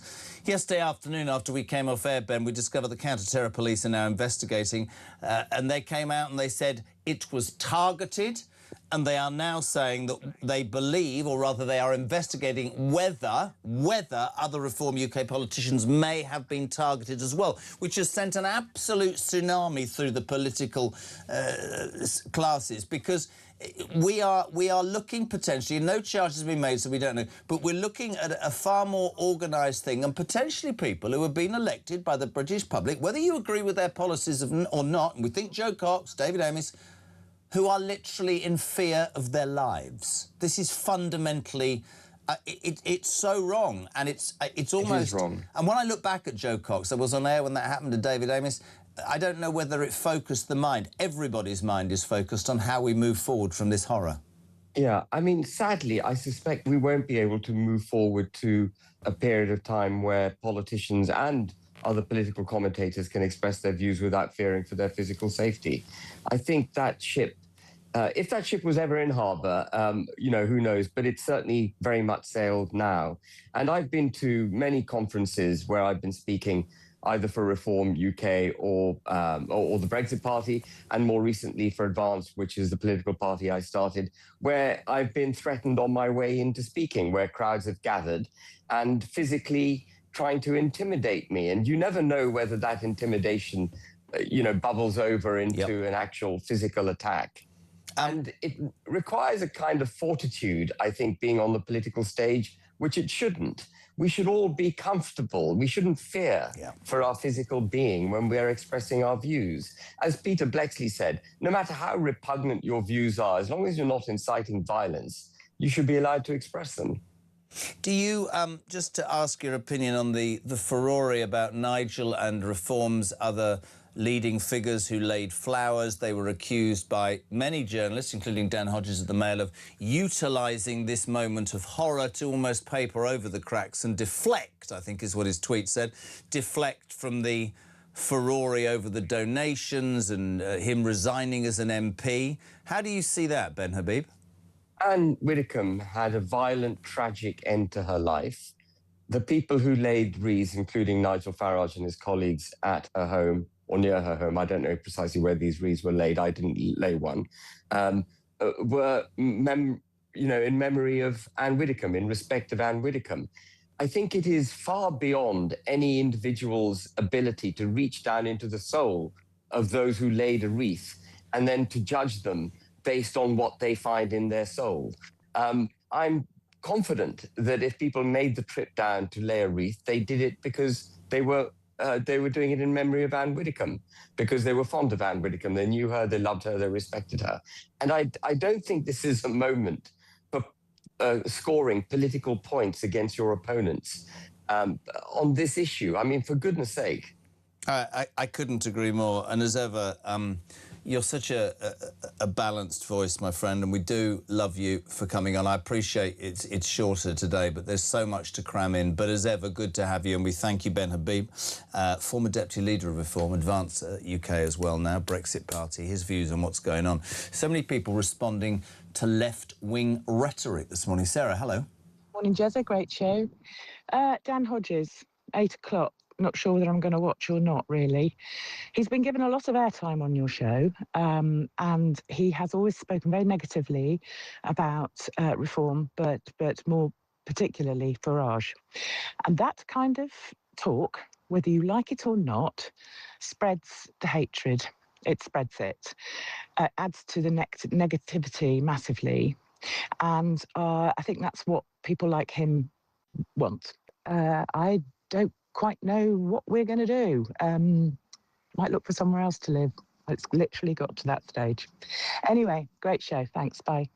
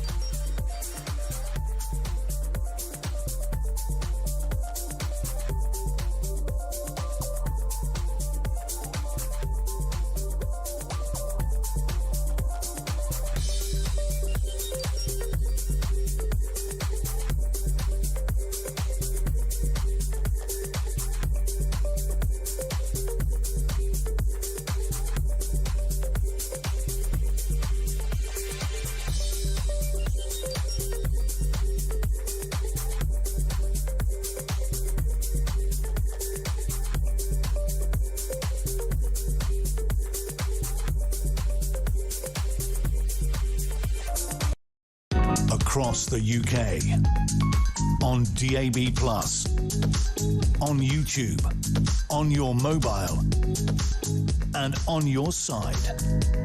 This is Talk. Welcome back. Just gone 25 to 8, a fast-moving breakfast show this morning on the home of common sense. This is Talk Breakfast. Your views on the day's news are always welcome. 0344 499 1000. Text to 87222. Ann Widdecombe's murder still the forefront of so much. Yesterday, counter-terror police taking over the investigation, saying that she was targeted and now investigating whether other Reform UK politicians may have been targeted as well. I want to say a very good morning to a woman who foresaw most of this at the beginning of the week, was lambasted for it. Isabel Oakeshott, our Talk international editor. How are you, sweet? Good morning, Jezza. Well, you know, this is an endlessly fascinating and horrifying situation to be in. And I mean, I'm absolutely compelled to read everything and hear everything I can about this case, and including what people are saying. And I think I heard from you earlier, is Dan Hodges coming on the show at 8? Yes, he is. So I think a lot of people will be interested in whether he's able to inject a bit more compassion and balance in his commentary on Talk this morning. But he's completely wrong in what he said, because he said that Reform have used it to deflect from the donation debate about Nigel's £5 million, that they were using it. And yet yesterday afternoon, off we came off air, Dorset and Somerset police, who immediately went, there's nothing to see here, were proven to be out of the depth because counter-terror police are now investigating it. Later the afternoon, they said that Ann Widdecombe was targeted, and now they're saying that other Reform UK politicians may have been targeted as well. That's exactly why Dan Hodges is coming on. And people say to me, why are you having him on? Because I want him to answer that, because he said Reform are deliberately trying to deflect from the £5 million donation. That's self-evident. I'm not going to be apologising for that. I'm going to keep repeating it. So I'm going to keep repeating the question. Yeah, well, he is doubling down, and he'll still say, well, yeah, I might be wrong. Maybe it was targeted, but they're still using it for their own advantage. How? By laying flowers? How? I don't get it. I think what's going on here is that certain individuals on the left are very disappointed that this absolute horror has got in the way of their narrative about Nigel Farage and his finances and Reform's wider leadership figures and their finances. And it's just shifted the whole debate, and I think they're very frustrated by that, because they felt that they were about to, in quotes, get Nigel. So I'd be really fascinated to hear that. It was nice to hear Ben Habib, who is, many people will know Ben had a bitter fallout with Reform's leadership, and yet he's still able to be measured. He's still able to be decent about what's happened. I know he was fond of Ann Widdecombe himself and will have worked closely with her too, before Nigel became leader. I've said yesterday, I think on the show, that Anne and David Bull in particular, who's not been mentioned much but was very close to Anne before Reform became as fashionable as it is, and Ben would have been in that bracket as well, often around events which Anne was at. So it's nice to hear from him, and this is the joy of Talk, isn't it? We get so many different voices on from different perspectives. Some people say you're too much about Reform. Well, Ben isn't Reform anymore, and Dan Hodges certainly isn't. So we're going to get a variety. But that's the whole point. And people will say to me, "You're having Farage on this one." Yeah, I am. And you're having Dan Hodges on. Yeah, I am. And that's the whole point. And as long as I'm sat here, if you look most days, we'll have a Tory voice, Carl and Labour voices. I've had Labour MPs in, and we'll have a Reform voice. But this is the only story in town at the moment. And I think that that's very interesting what you said, that there is a genuine, this horror, and it is a horror, has overshadowed a massive pile-on to Farage, some of which I'm sure will come back and there will need to be answers. I'm not going to hide from that. But at the basis, you're right. Ben Habib was almost, to me, not statesman-like, but Ben Habib nailed it there, because his entire rhetoric was about a woman, Ann Widdecombe, callously murdered. Now, just wanted to pick you up on that, because you on Monday were in passionate form, and you were saying that, I just think there's more to this. You've been utterly vindicated. I asked you yesterday the impact that this is having on not only yourself, but your future husband, Richard Tice. And there was an interview that he did on the Daily Tea, which is an excellent podcast, yesterday. And I just want to play a little bit of it and ask you a couple of questions, if that's all right, Isabel. Can you play it, guys, please? It's all part of a politically motivated smear campaign, which is being coordinated by parts of the establishment, parts of mainstream media, led by some people who have actively stated they despise us, they hate us, and we've had enough, and we're calling it out. And it's very difficult, but this is how we feel, and we feel pretty emotional about it, bluntly, and so. Look, some of this stuff is extraordinary. Isabel, without wanting to be too personal, I asked you the other day, when I see your man looking like that, and I'm not saying deflated, I'm not saying scared, he believes fervently in what he's doing, as so many people do politically.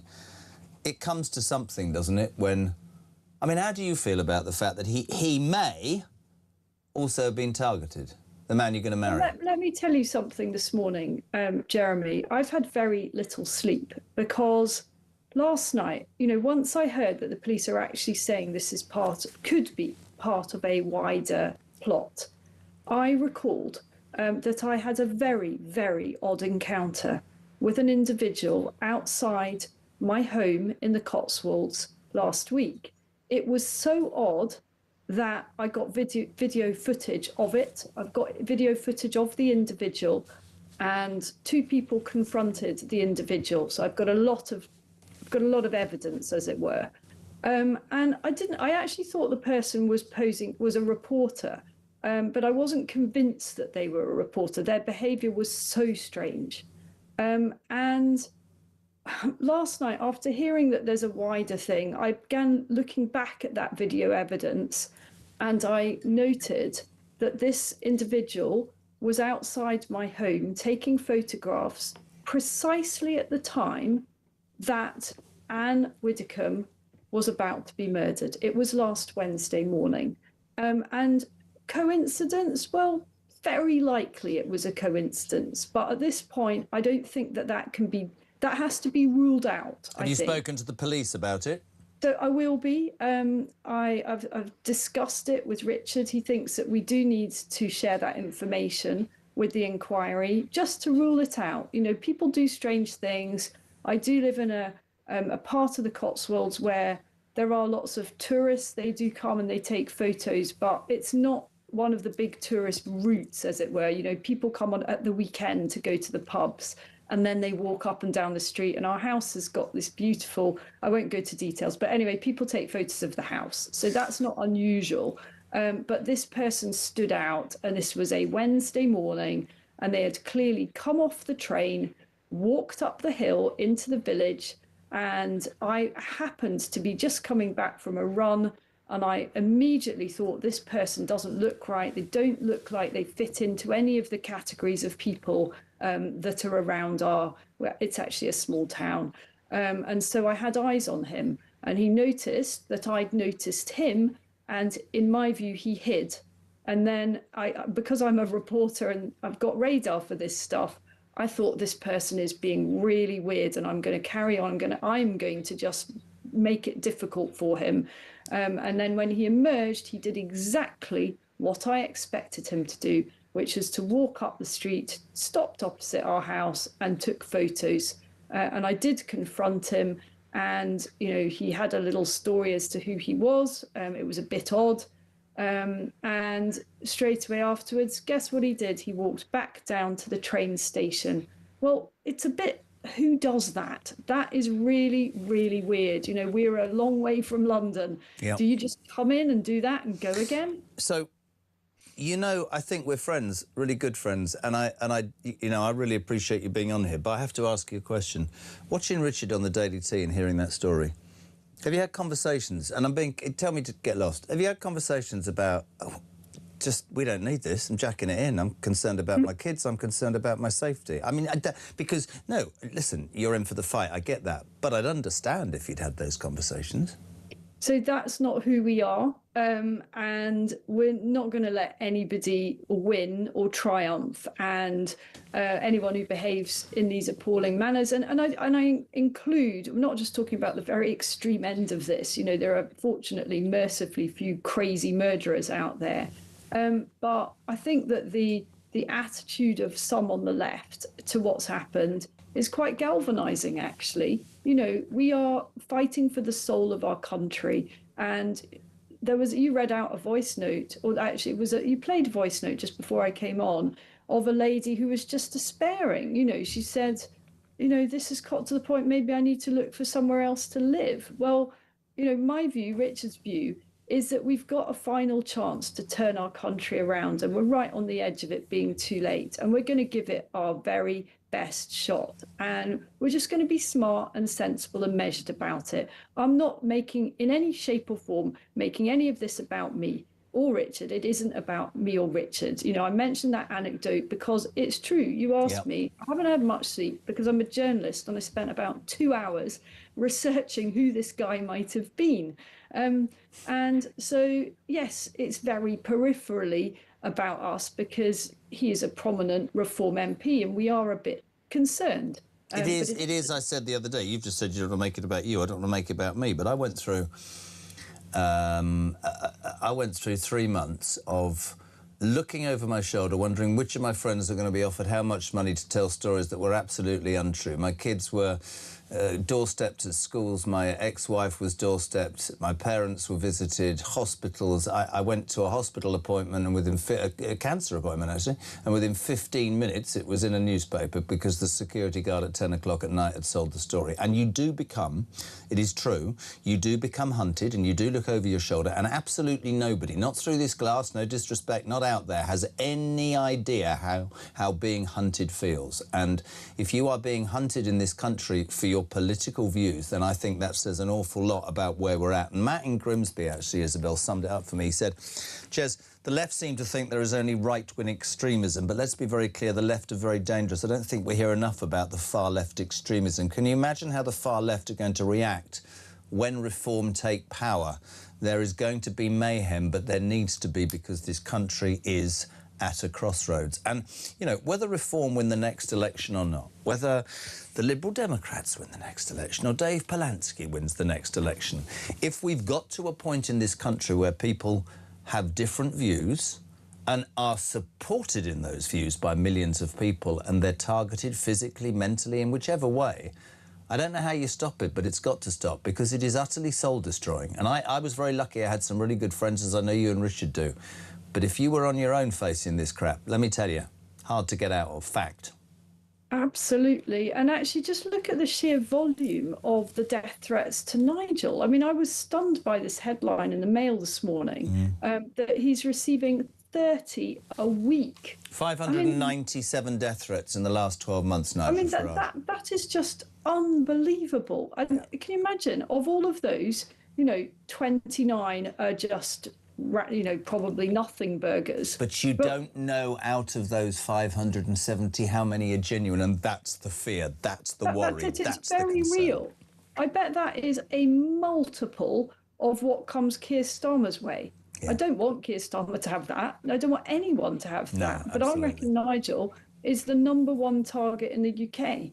And, you know, that is quite a big deal to be living like that all the time. Listen, I really appreciate it. I appreciate how you're feeling, what you and Richard are going through, and I appreciate you sharing it with us. And I think we need to keep making the point that, you know, in a democracy that advocates free speech, we should be able to say things that perhaps the rest wouldn't agree with, but say it because we believe it. Isabel Oakeshott, bless you. Thank you so much indeed. 10 to 8. Let's get a view on how... I mean, interestingly, counter-terror police are now investigating. Let's speak to Charlotte Littlewood, former counter-extremism coordinator. Charlotte, a very good morning to you. Good morning.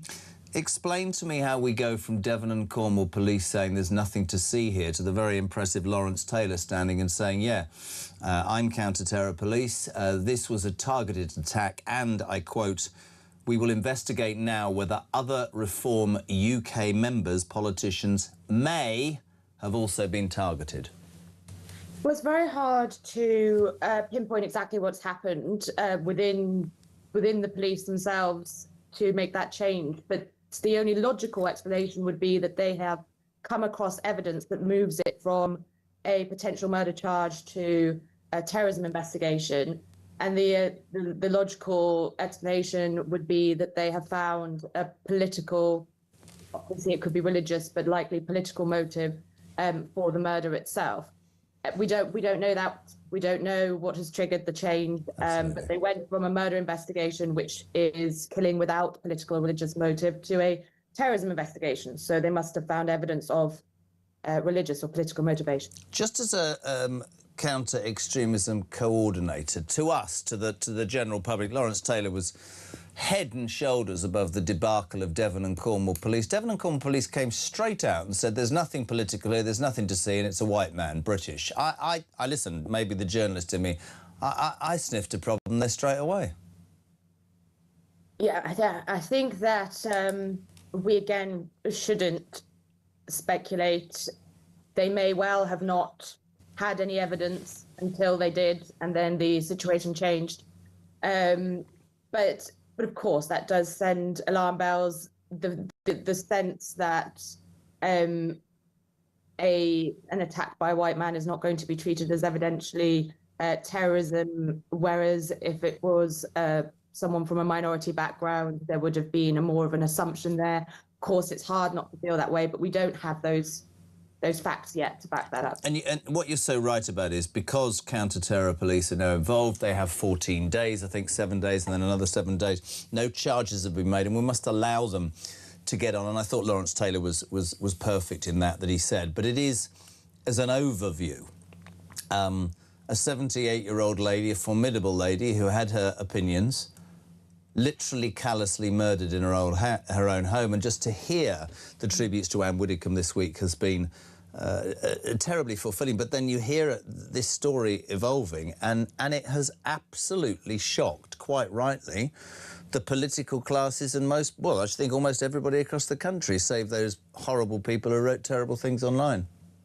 I think what is the most concerning, actually, is that an attack like this isn't all that shocking. With the current climate as it is, and the level of online hate and dehumanization of politicians in particular, an attack like this is not surprising. But whilst it's not surprising, it's absolutely terrifying to think that a 78-year-old woman in her quiet home on Widdecombe, not on Widdecombe anymore, she's on Haytor, on Haytor is able to be found and attacked in such a way, and someone is going to travel that far for something so awful and targeted.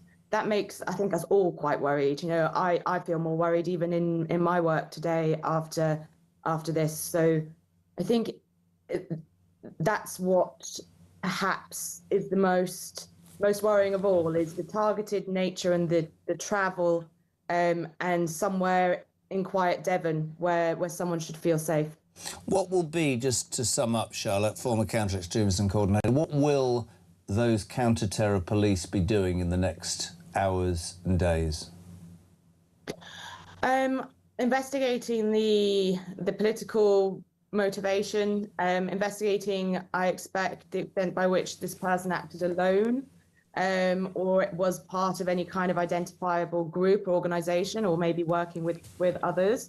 Whether there are risks for others to come under the same risk as Ann Widdecombe. You know, has this person been looking to target anybody else, and were they working with anybody else, and is anybody else at risk?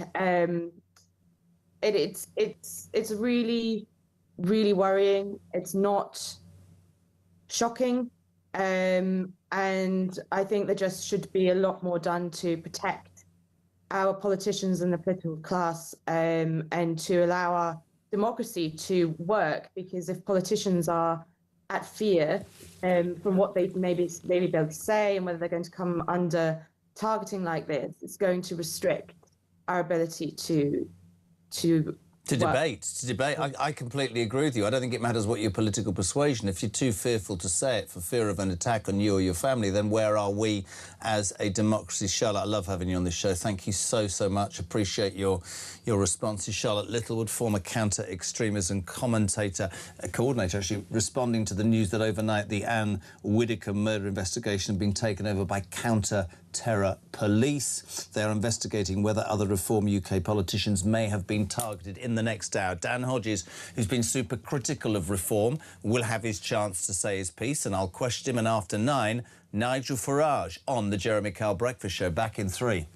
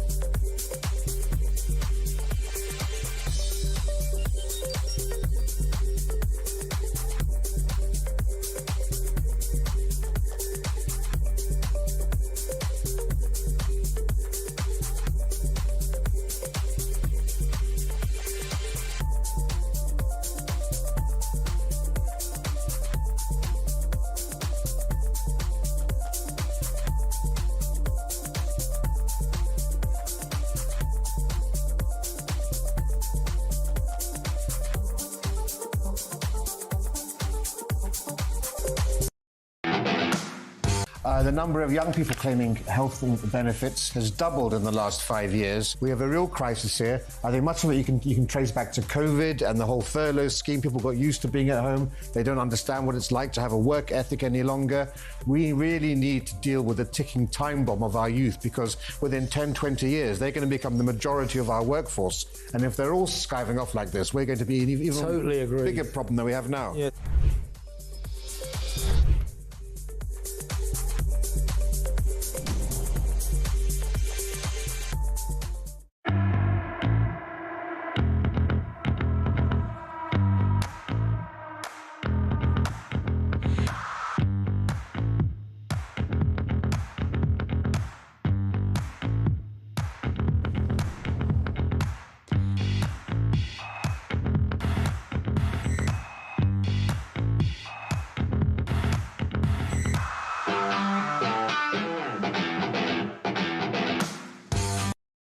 Across the UK, on DAB+, on YouTube, on your mobile, and on your side. This is Talk.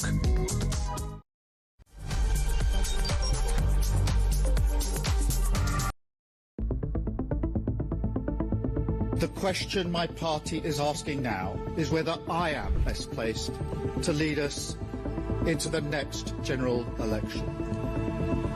I have heard the answer of my parliamentary party to that question, and I accept that answer with good grace. Every decision I've taken has been about putting the country I love first. That is why I will resign as leader of the Labour Party. Well, you know what? In the end, he did do the right thing, and there were some achievements, and he's an honourable man, and he cared about public service. Guys, that's not what happened just now.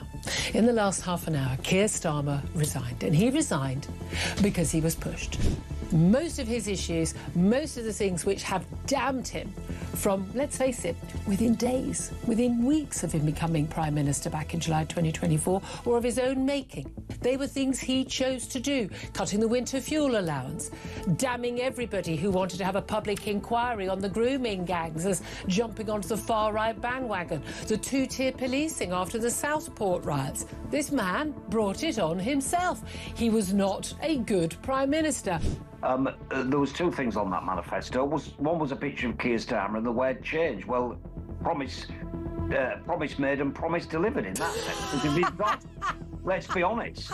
But look, I mean, I don't really want to make light of it, but I am cheesed off, Julia, because what we promised in opposition was competence, and it's been anything but. I'm embarrassed.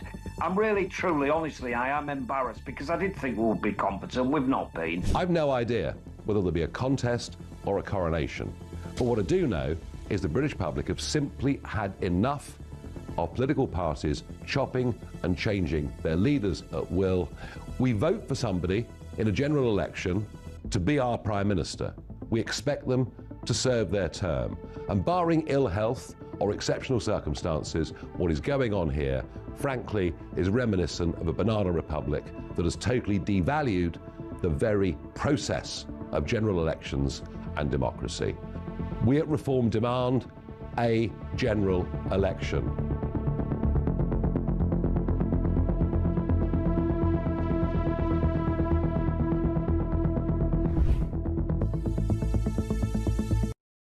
Across the UK, on DAB+, on YouTube, on your mobile, and on your side. This is Talk.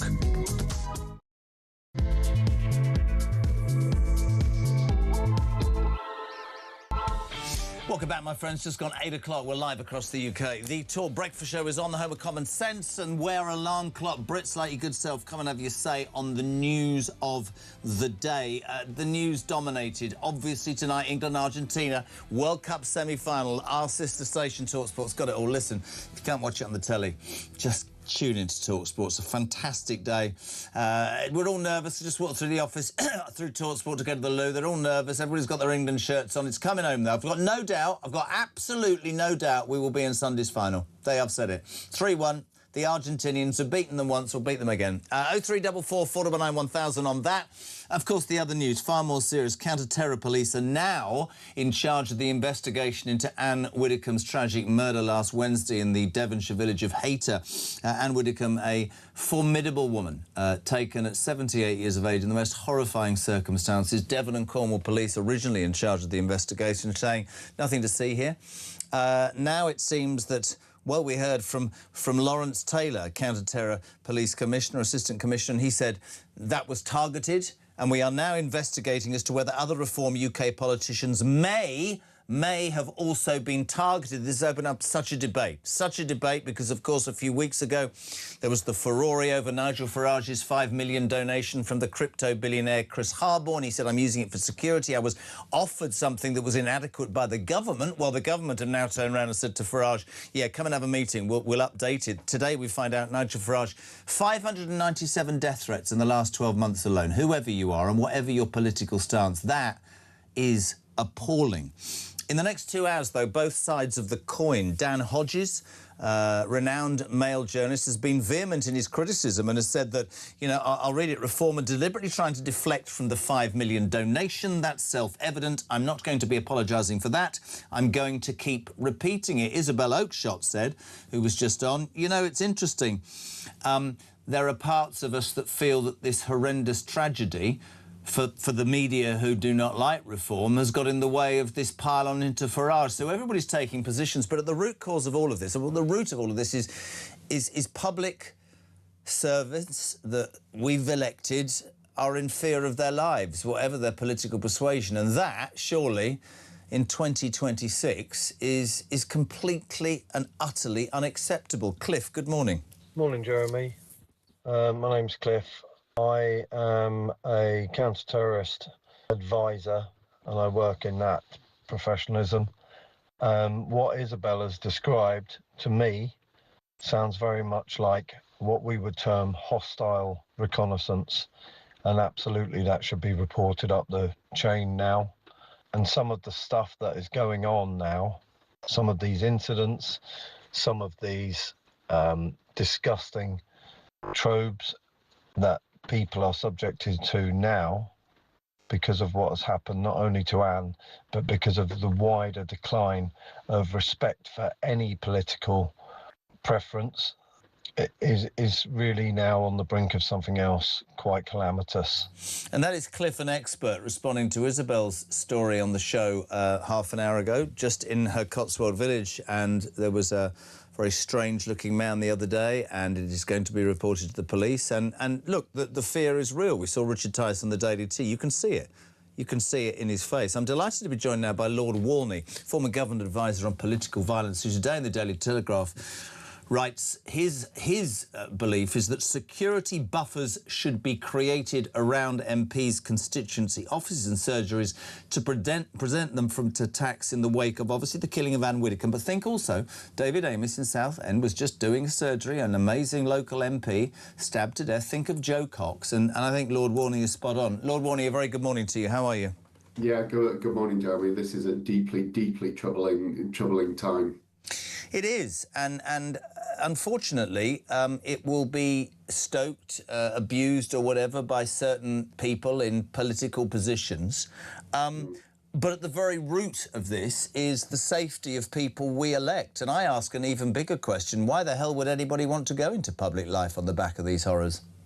And that is a key question, and that's why these murders and attacks and the intimidation to which parliamentarians and councillors are being subjected matters more than the already considerable concern that you would have for those human beings, because our democracy can only function, and we are, you know, we're privileged to live in a country with all of the difficulties that we have, but we can make decisions about how the country is run and the ideas that are put forward and those that are not.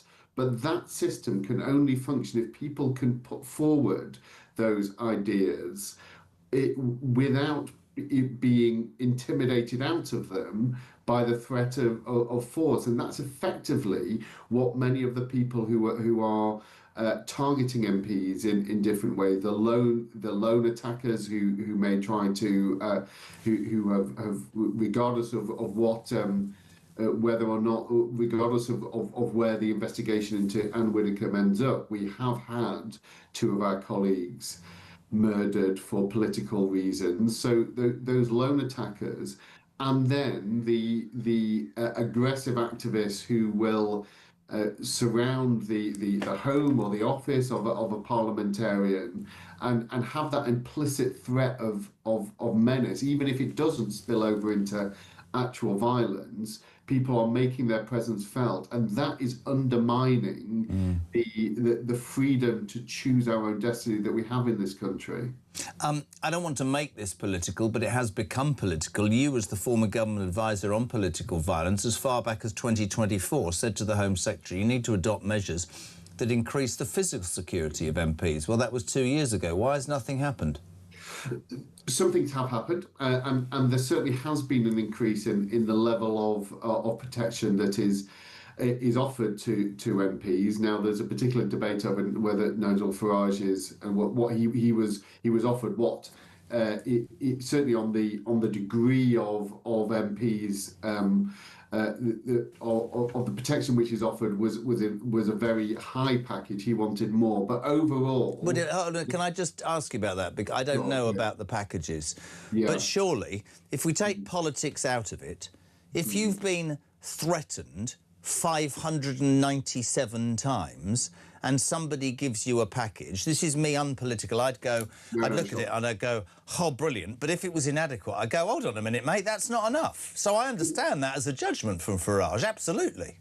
No, I understand why if he feels it's not sufficient, then he pushes back, and it does look like the system may have been too slow in that. But I think it is important in this particular thing is that what he was offered was substantial. It's much more than the vast majority of MPs will have, and the number of threats that he receives is hideous. He's not unique in that. There are a number of other parliamentarians, and it tends usually to be women. Diane Abbott has had an extraordinary number of threats and levels of abuse. So it was high. He did. By the sound of it, he refused it and chose to pay for it himself. But look, absolutely, this has got to be sorted out now. And it's good that the wheels are turning, because reform is in a, whether or not you accept the idea that reform are uniquely vulnerable, put that to one side for a moment.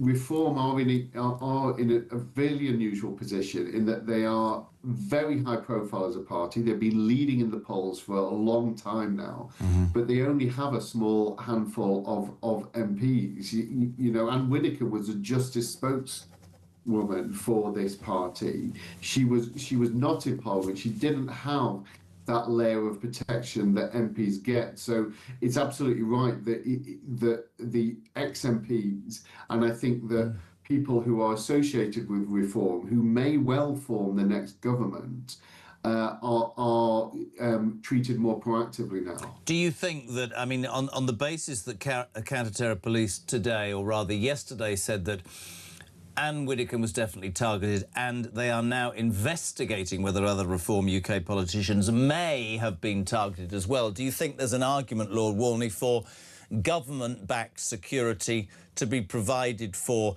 not just the Reform UK MPs, but others who may be targeted? Because from Reform's point of view, the cost of this is going to deplete their party funds massively, and then you become a whole argument about how you're going to pay for that. And then somebody would jump up and down and say, why would you accept a donation? I'd accept a bloody donation to protect my life if I didn't feel I was getting adequate security from the government. Do you think this is something the government will look at?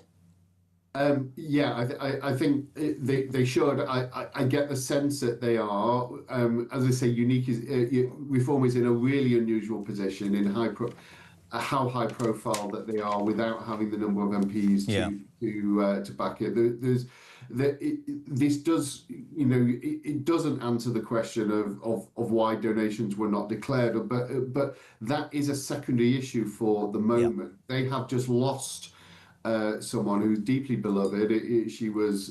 Did you know Ann Widdecombe, Lord Walney? No, I didn't. She left the Parliament as I was joining, so I never had the chance to meet her. I have friends who were enormous fans of her, and I think she clearly has touched the parliamentary community and wider public life in Britain by just how strident and yet courteous she could be. People genuinely did warm to her, even if they completely opposed her on particular issues. She was sort of a throwback in my mind, Ann Widdecombe, to the conviction politicians that you could spend your entire life disagreeing with, but you had a massive respect for because of the fact that they believed in what they said, and it wasn't. I said it yesterday.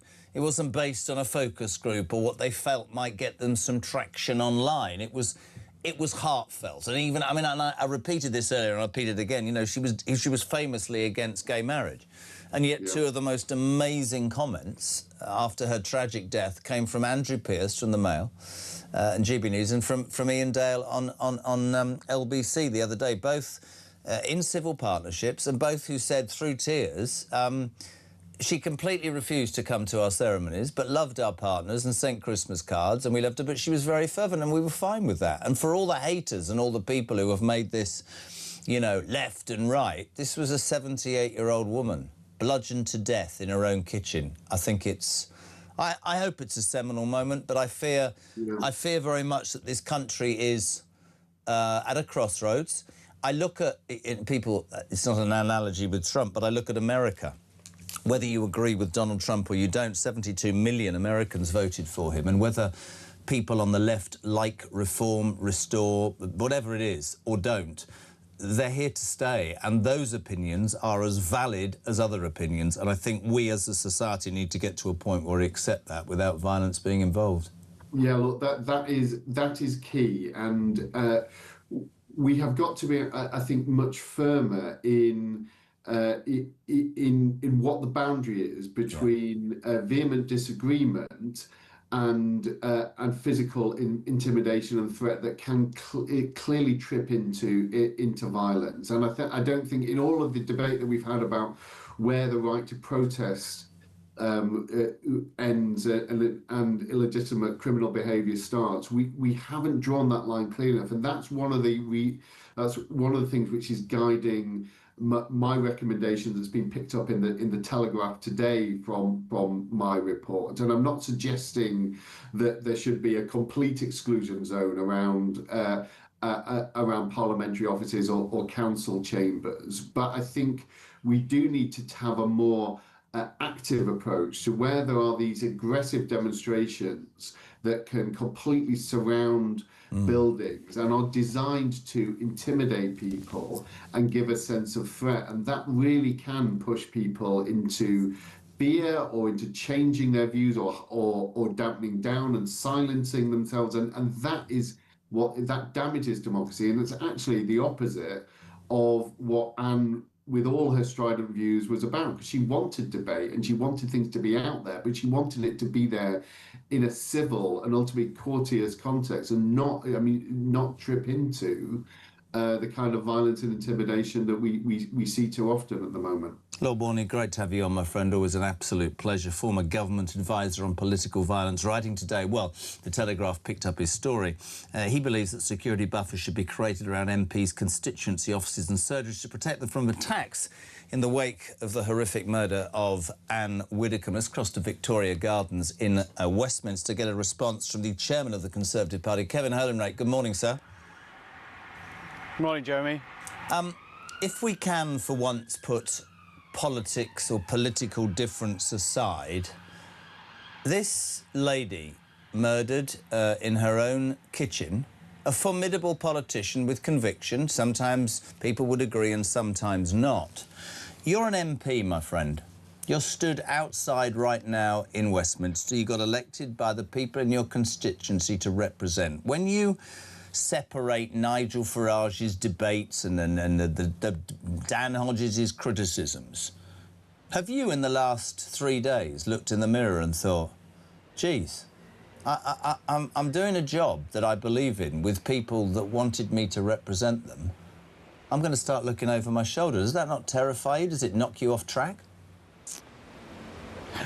Listen, it's terrible what's happened to Anne, and you know, such a proud career, a proud record of service for this country, and what happened to her is just simply unthinkable. And I mean, I can't say I thought that, Jeremy. I can't say I've ever felt my own life is under threat or in danger, but some people will feel that, and some people who might be stepping forward, good people who might be stepping forward to enter the world of politics, will think twice. And this is so wrong that should be the case. And I think it's moved from a position where we used to be able to disagree with each other, and you might think each other, that opinion is wrong, to a position where that person is evil or that opinion is evil. And I think that's crossed a line, and I think it does feed some of these kind of people who clearly there's lots going on with this individual, I'm sure, in terms of why this happened and why they did what they did.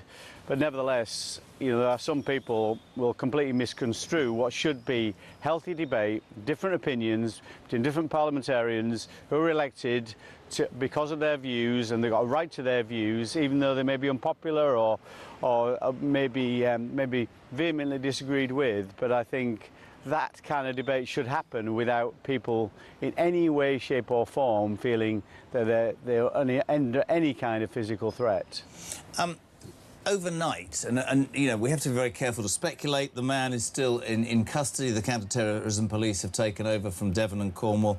No charges have been made, so we're not going to speculate because there's a legal process to that. But you see the sort of way that this story is developing. We talk about how it affects parliamentarians.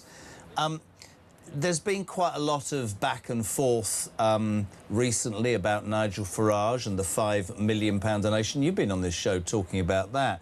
Dan Hodges, who's on next, has said that Reform are deliberately trying to deflect from that news using this. He says that's self-evident. I'm not going to apologise for that. I'm going to keep repeating it. Isabel Oakeshott, who, of course, is marrying Richard Tice, said that it's this tragedy, which it is, has probably got in the way of the mainstream media and other political parties piling into Nigel Farage and hoping that they get rid of him forever. What's your response to that, Kevin?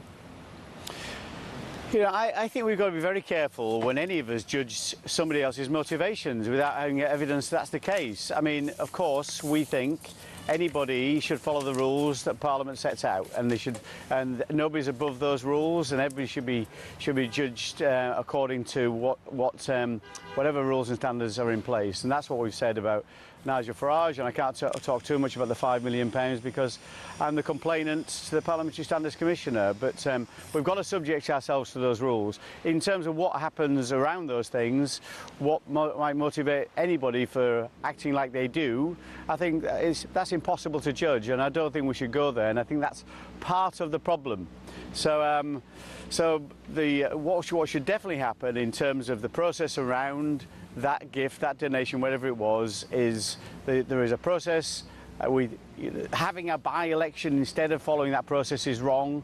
Those rules are there for a reason. They've been there for 10 years. They've not been construed or created to deal with Nigel Farage or anybody else. They're rules that all parliamentarians should abide by, and the Parliamentary Standards Commission is there to see whether rules have been broken. We wait for his verdict. That verdict can't now happen until this by-election is over and Nigel Farage returns to the House if he's successful. I get that. What I'm asking is he right to be criticised for going to Hater and laying flowers for a colleague who's been callously murdered? Is he right to be accused of using that politically, Kevin? Well, I wouldn't do that. You know, I don't know what Dan Hodges has said exactly, but I wouldn't do that because that's judging his motivations. And I think that's something that's impossible to judge. Yeah. As the chairman of the Conservative Party, you must be, I don't know whether rubbing your hands with glee or as angry as I am. We are less than 120 hours from a man who 4 weeks ago wasn't even an MP, taking the seal of office as the Prime Minister, the biggest and most important office in the land, Andy Burnham.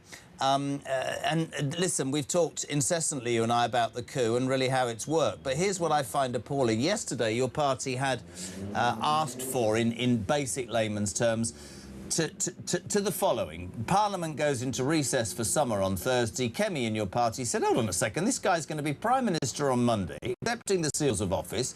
He should come to Parliament next week for an extra day so that the elected representatives of the British public can ask him questions. Because as it seems, apart from yesterday's speech about Hillsborough, nobody knows what this man stands for, what he's going to do apart from move Downing Street to Manchester. We know nothing about defence, about welfare, about the economy. We don't know about law and order. We know nothing. And that motion was thrown out by the government who want to discuss Iran. That's disgusting, isn't it, Kevin?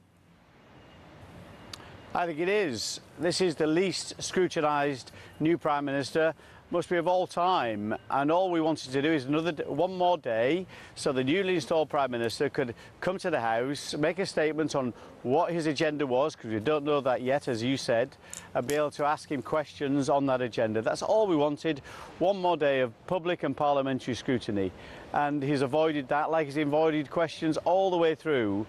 And the reality is we do not know what Andy Burnham thinks. We do know that he's backtracked on several things during the campaign for Makerfield, on things like waspy women. He was going to give them the money, now he's not. On benefits for migrants, increased benefits for migrants, he was going to do it, now he's not. On the bond markets, he didn't want to be in Hoxton, now he thinks he needs to be.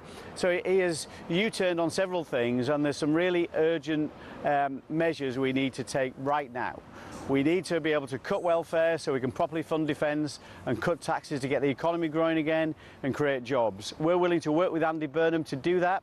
We have no clue whether he's willing to work with us. That's got to be wrong, because these things are urgent, very important, and they must be put in place now.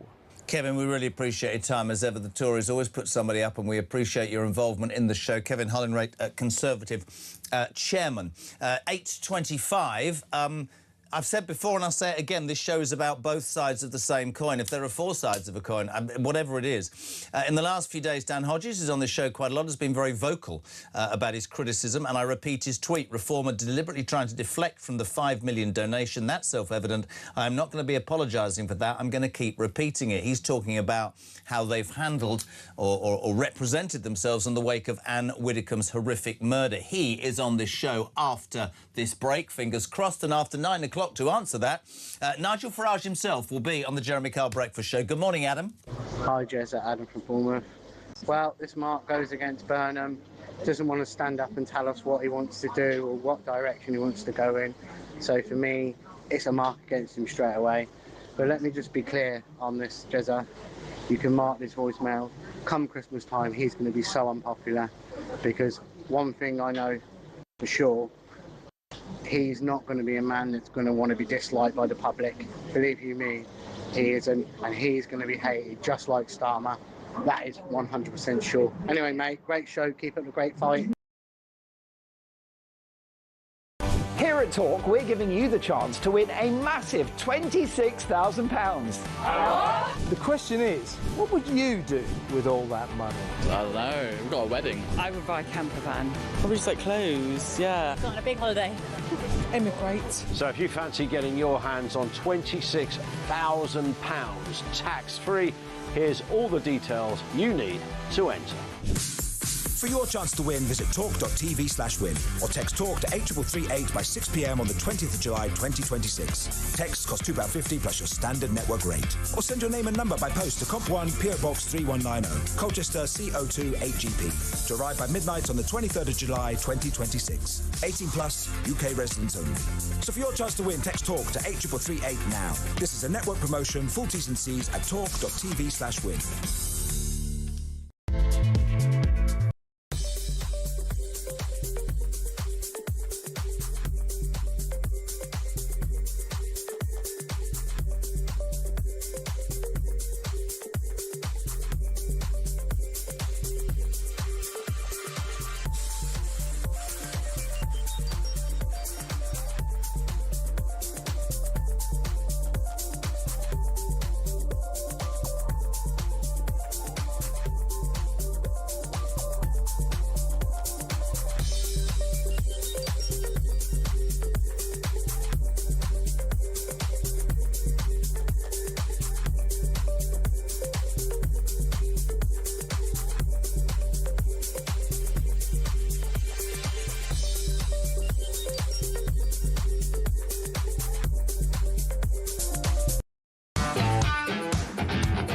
got some breaking news that has just come in. talkSPORT have announced a brand new partnership in a developing story. We hear they've created So Good Lager right in time for football's big summer. Just in, we're hearing that So Good Lager will be pouring pints across all O'Neill's pubs and some of the best sports pubs across the UK. With the big kickoff just around the corner, you can find out where to get your hands on a fresh pint of So Good Lager at talksport.com/.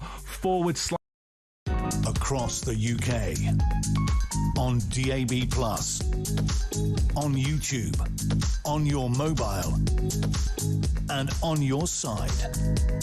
This is Talk. Welcome back, right on 8:30. I've been promising this all morning since the horrific death of Ann Widdecombe last Wednesday in the sleepy Devonshire village of Hayter, where she was attacked and murdered.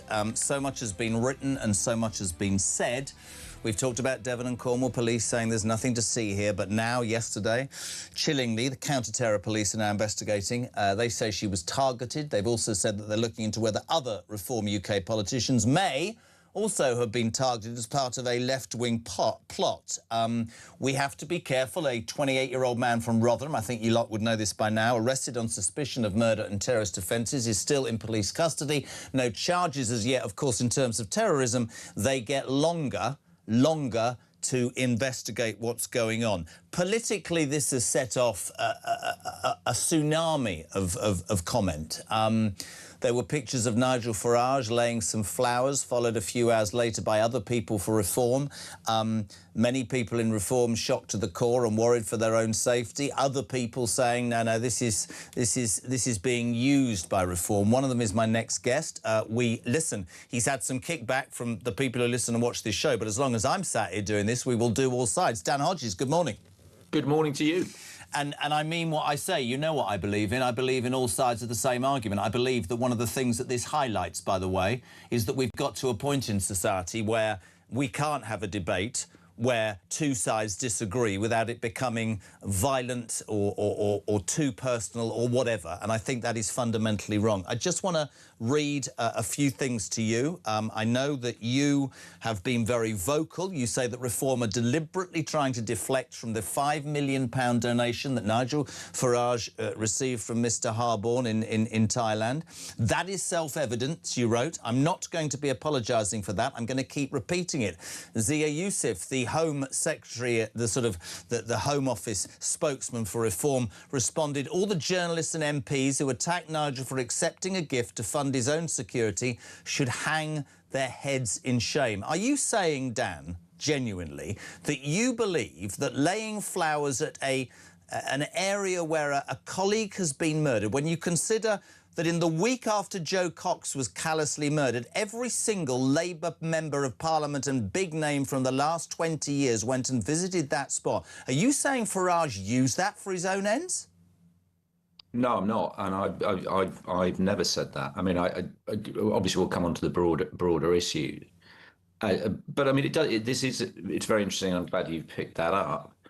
On Sunday, the Mail on Sunday, in part of our, it wasn't the main part of our reporting, but in part of our reporting, we covered a quote from a source close to the family that was expressing concerns about the politicisation by Nigel Farage and other Reform figures of Ann Widdecombe's death, and we reported that. That was then picked up by the Sunday Times, who ran a headline to that effect. In response to that, the journalists at the Sunday Times were very aggressively attacked. I think Richard Tice accused them of wanting to see more Reform politicians dead.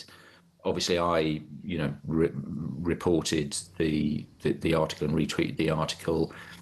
And as you pointed out, I was attacked, and that is indicative of the nature of the way the debate is. So even journalists simply reporting what other people are saying, we're ourselves being attacked, and that's fine. That's part of the game.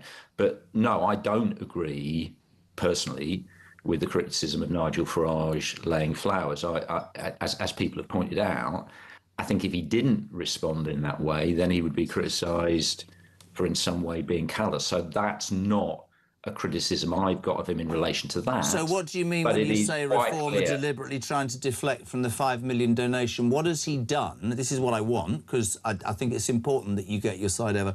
What has he done in the process of showing a real sadness about the death of a colleague that leads you to believe that he's deflecting from the furore over his 5 million donation? Not the Clacton by-election, since Ann Widdecombe was murdered. No.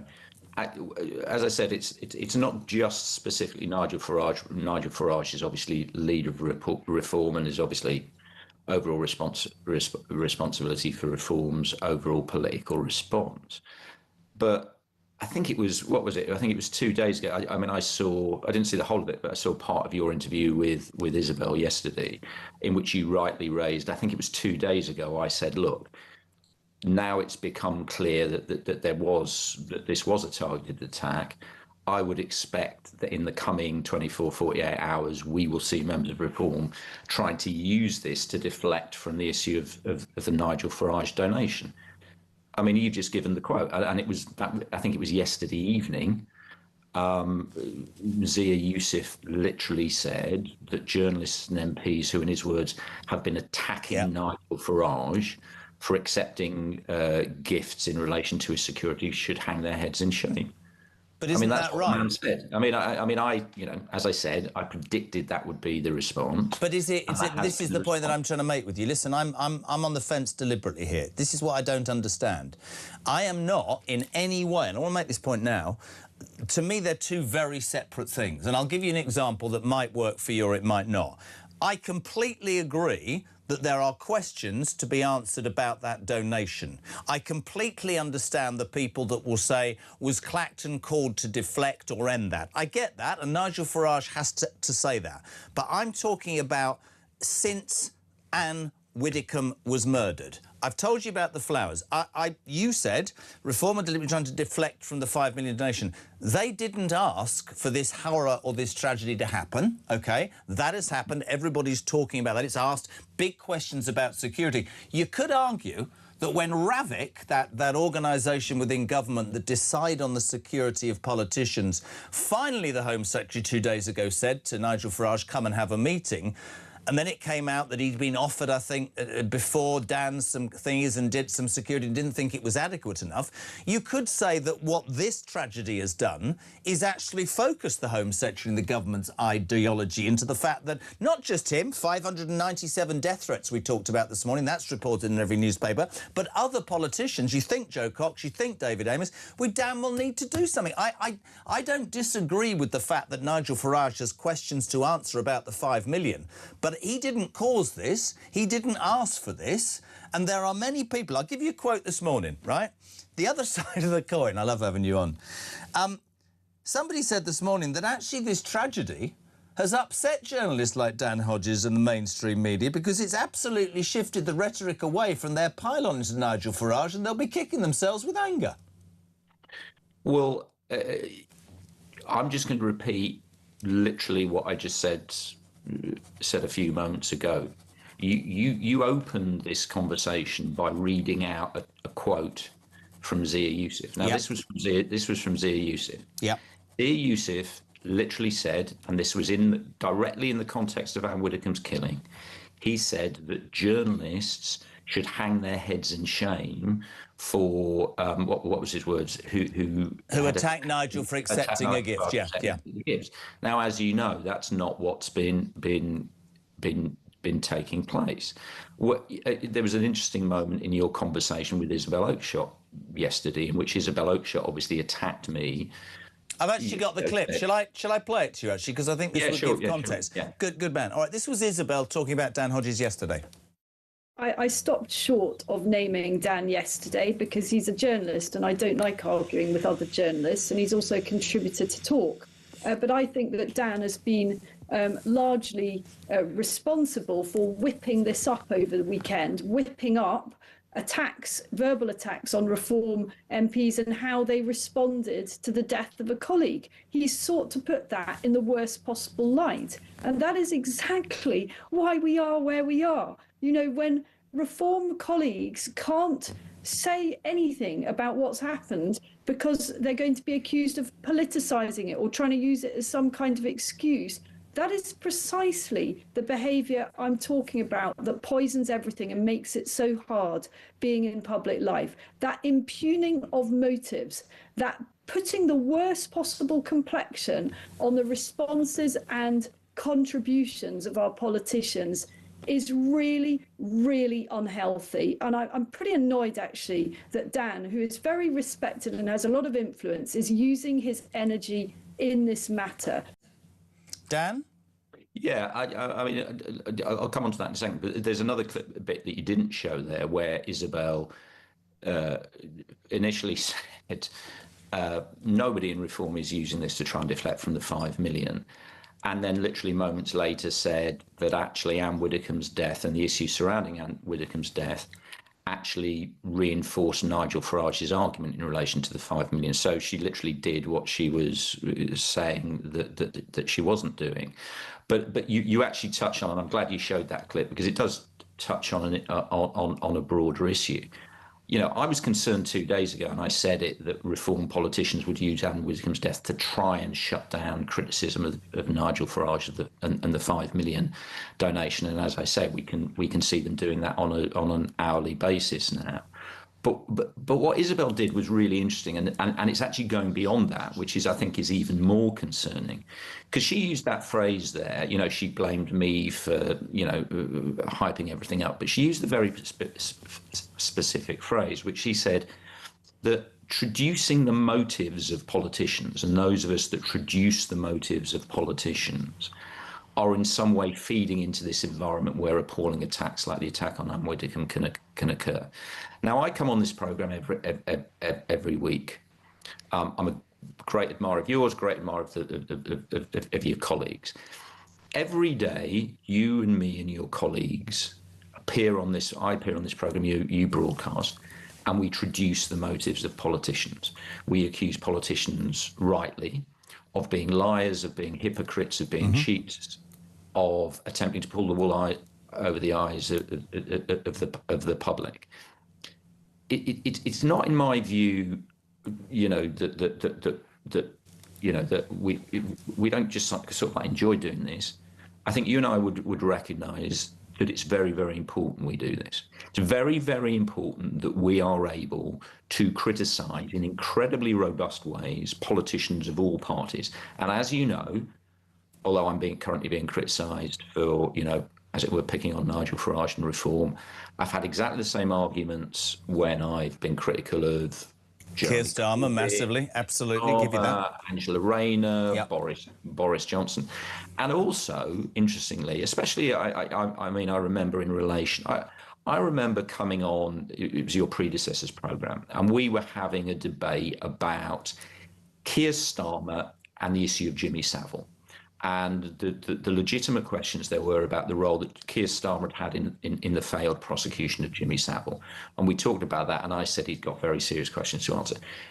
Shortly after that, Keir Starmer left the House of Commons. I think he was with David Lammy, and was surrounded by an angry mob. I think he had to be bundled away by the police, who were chanting about Jimmy Savile and saying that Keir Starmer was a paedophile lover. And at that time, a lot of people said that my criticism of Keir Starmer and my scrutiny of Keir Starmer had led directly to him being surrounded and that threat to his personal safety. This is something that is levelled at journalists all the time when we engage in legitimate scrutiny. It's something that's levelled at you and your colleagues. Absolutely, and let me jump in. I don't disagree with that at all. And I listen. I've said all morning in the face of what Dan Hodges is coming on this show. Dan Hodges comes on this show every week, and yes, you're absolutely right. And we have systematically, the two of us, torn Keir Starmer to shreds. You were a man who very much supported Keir Starmer and were massively let down and disappointed by the debacle that has followed for the last 2 years. And I'm going to say that to anybody listening to this programme who suddenly thinks Dan Hodges is the worst thing since sliced bread. But the point that I want to talk about is, would it not have been more respectful? OK, I don't believe... how do I put this? I believe if he hadn't laid flowers he'd have been screwed over. If he had laid flowers, he's accused of manipulating it.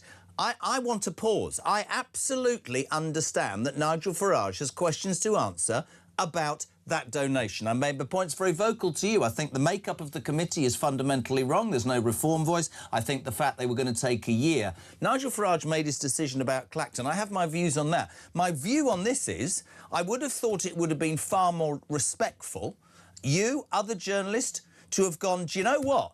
This 78-year-old woman has just been bludgeoned to death in her kitchen. She was part of reform. Now is not the time to be aiming criticism at a political party that is in fact grieving. And I ask you this because we're mates and I can do it. The hordes of Labour MPs that queued up to show their respects to the late, great Joe Cox, if one of them was in a position where they were being questioned about, I don't know, cash for questions or a donation or whatever, would you have gone full in on them at that moment while they were grieving Joe Cox's death, Dan? That, to me, is what I want to hear. No, I'll address both points. But firstly, I've just got to say it again. Again, you started off with the issue of Nigel Farage and the flowers. I'm going to repeat, I've got no criticism of Nigel Farage laying the flowers. In terms of the argument, and this is an argument being put forward by a number of people, should there, if you like, have been a respectful interregnum where we didn't discuss these issues? My personal preference is yes. That's what I would have preferred. Not least, there are lots of other issues I would like to be focusing on at the moment. We've obviously got about Andy Burnham's about to become Prime Minister, etc., etc. But the issue is, as I said, the linking of Ann Widdecombe's death with the Nigel Farage donation is not something that has been done by myself, my colleagues, other journalists or other politicians. It's been something that's been done directly and specifically as part of a political strategy by reform and reform politicians. So to give you an example, within a few hours of Ann Widdecombe's death, I think one of the first tweets that I received in relation to this was from a guy called Aaron Banks, who is, Aaron, he's a very close friend of Nigel Farage, a very big supporter of Nigel Farage.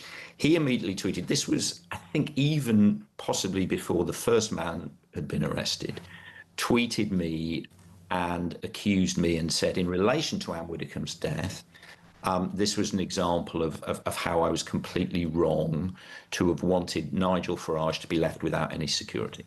So that's obviously not anything I've ever said, but that was an example very early on of how Nigel Farage's supporters and reform in general were going to take this issue and attempt to merge it with the issue of the 5 million donation. Let me give you another example. On Sunday, in response to a report, another accurate report that we ran in the Mail on Sunday about how reform is now providing security for reform MPs. Yep.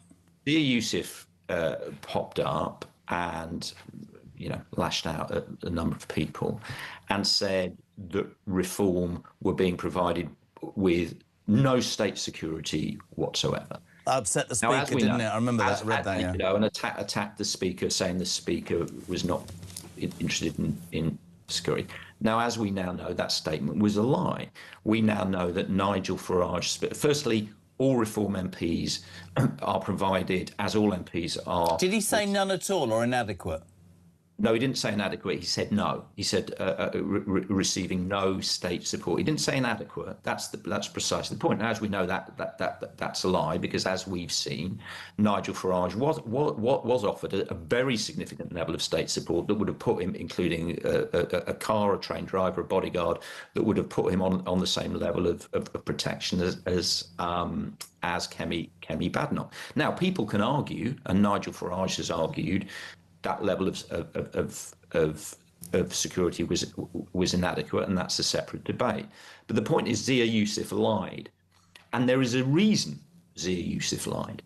The reason Zia Yusuf lied is, as I said, is because he is trying to merge the issue of Ann Widdecombe's death with Nigel Farage's security and the debate about the £5 million. So let me cut in. You are saying, you are saying, and you are good to come on here this morning, you are saying that actually the Mail and other reporters were simply reporting the fact that it is the people closest to Farage, because I'll put this to Nigel Farage, I've got no fear about that, the people closest to him who have you know, who have utilised this moment. You see, I saw an interview where he said it was premeditated, OK? That was his opinion. I didn't think that interview was perhaps right at that time, but of course it's turned out to be true. You're saying that Zia Yusuf and other people have used this to merge the two together. You agree with me then, in essence, that actually there should be... I don't want to butt in, and I'm happy to have... That's right. I am not saying Zia Yusuf and others have tried to merge the two issues. They have tried to merge the two issues. There's no dispute about that. The evidence is there. I've just given you the example of Zia Yusuf and the lie he told about Nigel Farage's security. And I've given you the example, and you started off the interview with the example of Zia Yusuf literally saying, in relation to Ann Widdecombe's death, all the journalists and MPs who attacked Nigel for etc. Now, I'm not inventing this. That's what the guy is saying. Yep. Completely. Can I ask you a question? As the story sort of unfolded, and we spoke late last week and then we're speaking today, counter-terrorist police now taking it over, yesterday admitting that Ann Widdecombe was targeted and investigating, and I thought, by the way, that Lawrence Smith was great, the guy who headed it up. He said that they're now investigating as to whether other Reform UK politicians may also have been targeted as part of an extreme left-wing plot. Again, for me, you can disagree, Nigel Farage can disagree. That is also a reason to understand the fear and the looking over the shoulder and pause it and keep the whole thing out and concentrate on the safety of all MPs, and also out of respect of that poor lady who was bludgeoned to death. And I say this to everybody, you know, whether people are using it or people are not using it or journalists are writing stories, I keep bringing it back to a 78-year-old woman who was on this show and 4 hours later was lying on her kitchen floor having been bludgeoned to death, and we don't damn well know right now who did it. It could have been a lone wolf, or somebody who was implemented by, I don't know, and we can't speculate. The only thing that I leave thinking is, right, and you'll like this will make you smile, I think this is what the world's about. I feel so sick to the stomach some days where you can't have a debate from somebody across the political divide without it becoming aggressive or violent or abusive or whatever. We should be able to have these discussions. And the one thing that I will say to everybody who's going, I used to respect Dan Hodges. Dan Hodges has as much right to his opinion as you have. I want to play this for you, my friend. Paul, good morning. Morning, Jez. Paul on his way to work. If you've got Dan Hodges coming on, can you ask him, go back to the old videos from 2018, 2019, 2020 and all that, where Farage was friends with Ann Widdecombe. How can that be? They were friends, they got on, and then he's condemning him for going and laying flowers. That guy I'm not going to say it, I can't say it live on radio, but that guy, ugh. I don't even like Farage, but come on, you knew they were friends. What is wrong with these people? Great show. Cheers. Dan, you've said it already. You're not against him laying flowers, are you? I'm going to say it. No, but this is an example, and this is an example again. You know, that guy has not got, you know, there's nothing from me attacking Nigel Farage for laying flowers. And as I said, your caller has got that because supporters of Reform are falsely saying that's what I said. And again, there's a reason why Reform supporters are falsely representing what I said and what the paper said. In the broader sense, yeah, and I use this phrase a lot, right? I just want to know what the rules are, right? So you and I, as I said, there was the issue of Isabel, you know, complaining about politicians being introduced. Isabel herself is someone who is very robust in the language and discourse she uses in relation to other politicians. Reform are a political party, and their politicians are a political party that constantly pushes the boundaries of what legitimate political discourse is. And that is part of Reform's success. You know, you hear it a lot. You may not agree with Reform, you may not agree with Nigel Farage, but they say it what it is. And crucially, you know, they say some things that other politicians are scared to say. And that's fine. And I think you and I would agree with that.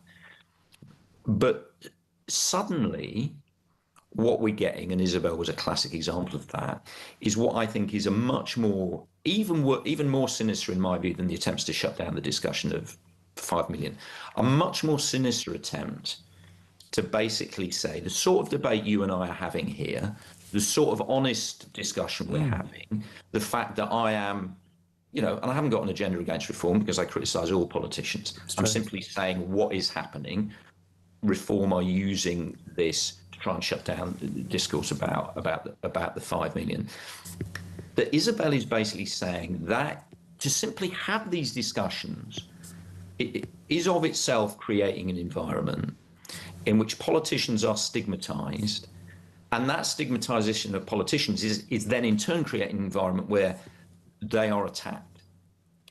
This is a tactic, frankly, that we traditionally see a lot on the left, of people saying, you know, we've got to, you can't say this, you can't say that because it's creating this environment, etc., etc. The reality is we need to have the ability to debate, discuss honestly. Dan, you know me. I'm not being rude, mate. You know what it's like with timing. No. Let me say it again. Some people who get criticised don't stick their head above the parapet. You did, and I appreciate that because it's two sides to every argument. You've made your points, we've given you that, and we very much appreciate it. And you will always, and I mean this, will always be on the show because you're absolutely right. If we get to a point where we can't have a goddamn debate in this country, then we're in real trouble. Thank you so much indeed, my friend. 6 minutes to 9. We will follow Dan Hodges, commentator from the Mail on Sunday after the news at 9 with the man himself, Nigel Farage. We're back in 3.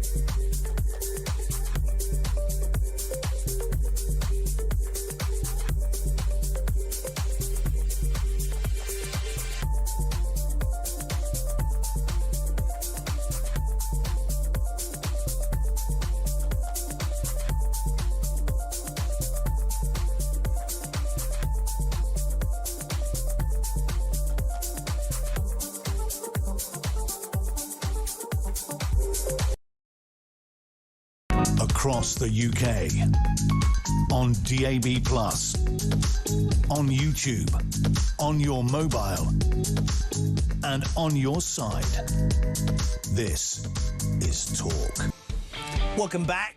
So, after 9 o'clock, Nigel Farage, who has been accused of quite a lot recently, will be on the Jeremy Kyle Breakfast Show, the home of common sense. If you want to ask Nigel a question via me, 0344 499 1000, text to 87222. Let's quickly check in Sunsport. Mark, you push the button. 90 minutes in 90 seconds. From the Sun. A very good morning to Gary Stonehouse. Gary, Sun reporter, the back of your wonderful paper this morning, summing it up. Let's mess them up. Tonight, England, Argentina in the semi-final of the World Cup. Last night, the shock, the French, au revoir, they're out. Spain are through. Listen, we all know about the history. We've beaten them once. The referee... Listen, I just have this feeling in my guts, and I genuinely mean this. We haven't played well. We're going to win, aren't we? We're easily going to win. We've just got to make sure we look after Messi. You know, what's wrong with that? I think me and you have been drinking the same stuff, Jeremy, because I feel exactly the same. As the tournament's gone on, I'm starting to believe myself. Argentina going down tonight. I've just got a feeling Thomas Tuchel, he's got him with a fire in the belly, you know. We haven't even played well yet. That's the irony, and we keep winning. Exactly, and that's the thing. And I think the whole thing with, I think he's managed Jude Bellingham brilliant. It's good management. Brilliant. It's good management, mate. They've got him. He's got him absolutely firing. And I think, you know, the most important thing is that, you know, we're in the semi-final. We've got a fantastic chance. Can I just give a big shout out? The Sun, obviously, I love it on the front page as well. It's in your hands now, lads. A lot of people won't be able to watch it on telly tonight. The only place to listen to TalkSport, our sister station. Utterly fantastic coverage. All the build-up. 104 matches they've covered in this World Cup. Brilliant, brilliant coverage. It's on TalkSport. What's your prediction, Gary? I'm going England 2-0. I'm going England 3. The Argies 1 will make it to the final. Gary Stonehouse, football reporter for The Sun. Get all your information from then. Listen on talkSPORT, and I will be here tomorrow morning playing It's Coming. Anyway, listen, forget that. Nigel Farage next after the news at 9 and talk.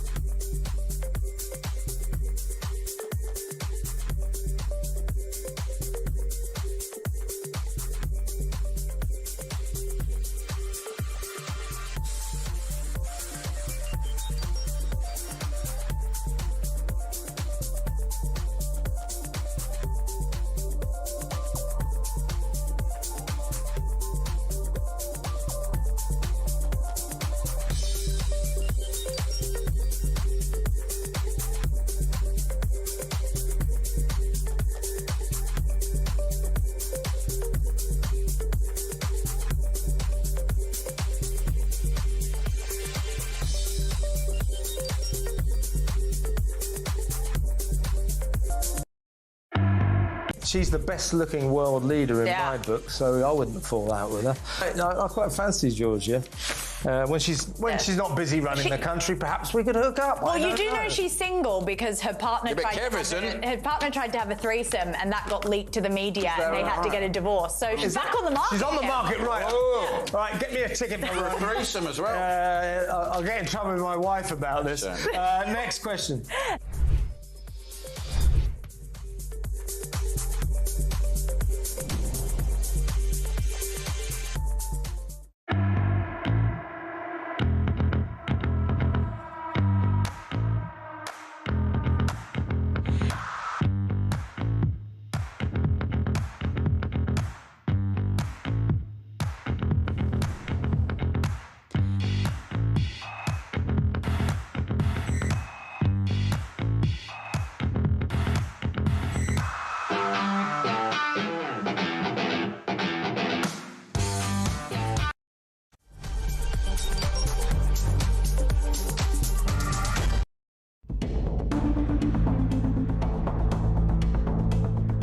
For over 20 years now, I have been subject to constant demonisation by the press. For daring to be outside the consensual view on many issues, I've been attacked again and again. And I am the most physically and verbally attacked public figure or politician of modern times.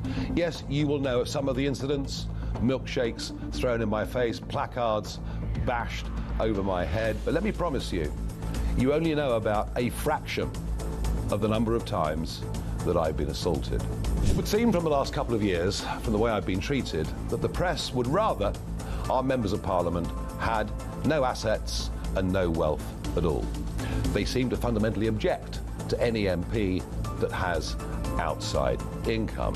Indeed, they view those that have continuing business interests with severe scepticism. Making money is not a crime. Let me be absolutely clear. After the furore and the media pile-on, well, not just the media, the other political parties too, let me be absolutely clear. I have done nothing wrong. I have not broken the law in any way at all. I have not misused public money. And you know, for the first 2 years of being an MP, my personal MP expenses are zero. I thought about it hard, and I've decided today I will resign as a Member of Parliament for Clacton-on-Sea, thereby forcing a by-election, which would happen, I hope, in short order. No, I've decided that the people of Clacton should be the judges of my actions. This will be a people versus the establishment by-election. It's a chance to stick two fingers up to the entire establishment, to frankly tell them where to go. And that is why I will be putting my name forward to stand in this by-election. I will fight to win. I will fight to continue the political revolution that reform has started. And I would say this to you, the voters of Clacton: if I win, you win. Because if I lose, they win.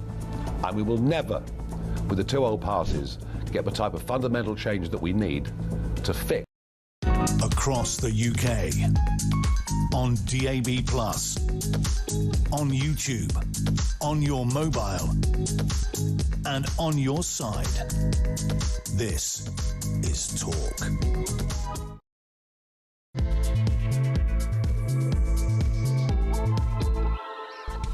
Welcome back. Just gone 9 o'clock. We're live across the UK on Talk, of course, the home of common sense and where alarm clock Brits get their say on the news of the day. One of the biggest and obvious talking points right now is the callous murder of 78-year-old Ann Widdecombe last Wednesday at her home in Hayter in Devon.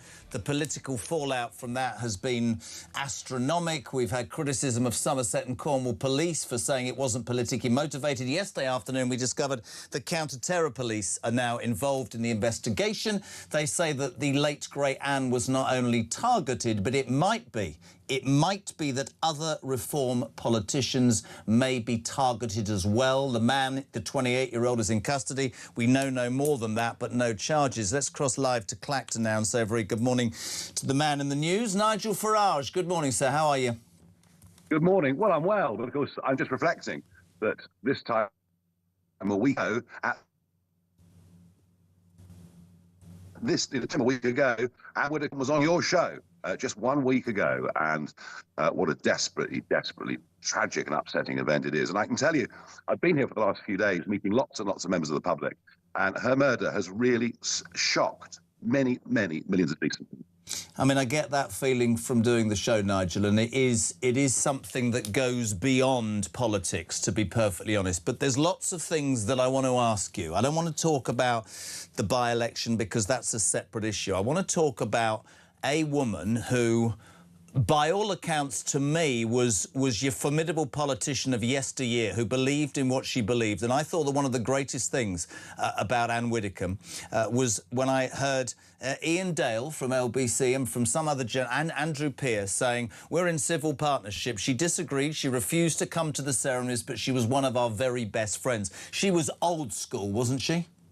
Oh, totally. I mean, yeah, truth is, she was like a frightening old headmistress at times. You know, when she had an opinion or she disagreed with you, my goodness gracious me, she let you know. And, you know, sometimes I'd answer the phone and I'd get Ann Widdecombe here and I'd sort of have to hold the phone away, you know, because I'd said something she disagreed with. But the fun thing with her was, whenever you sat down with her and had a heated debate, she always made sure that the meeting ended cordially.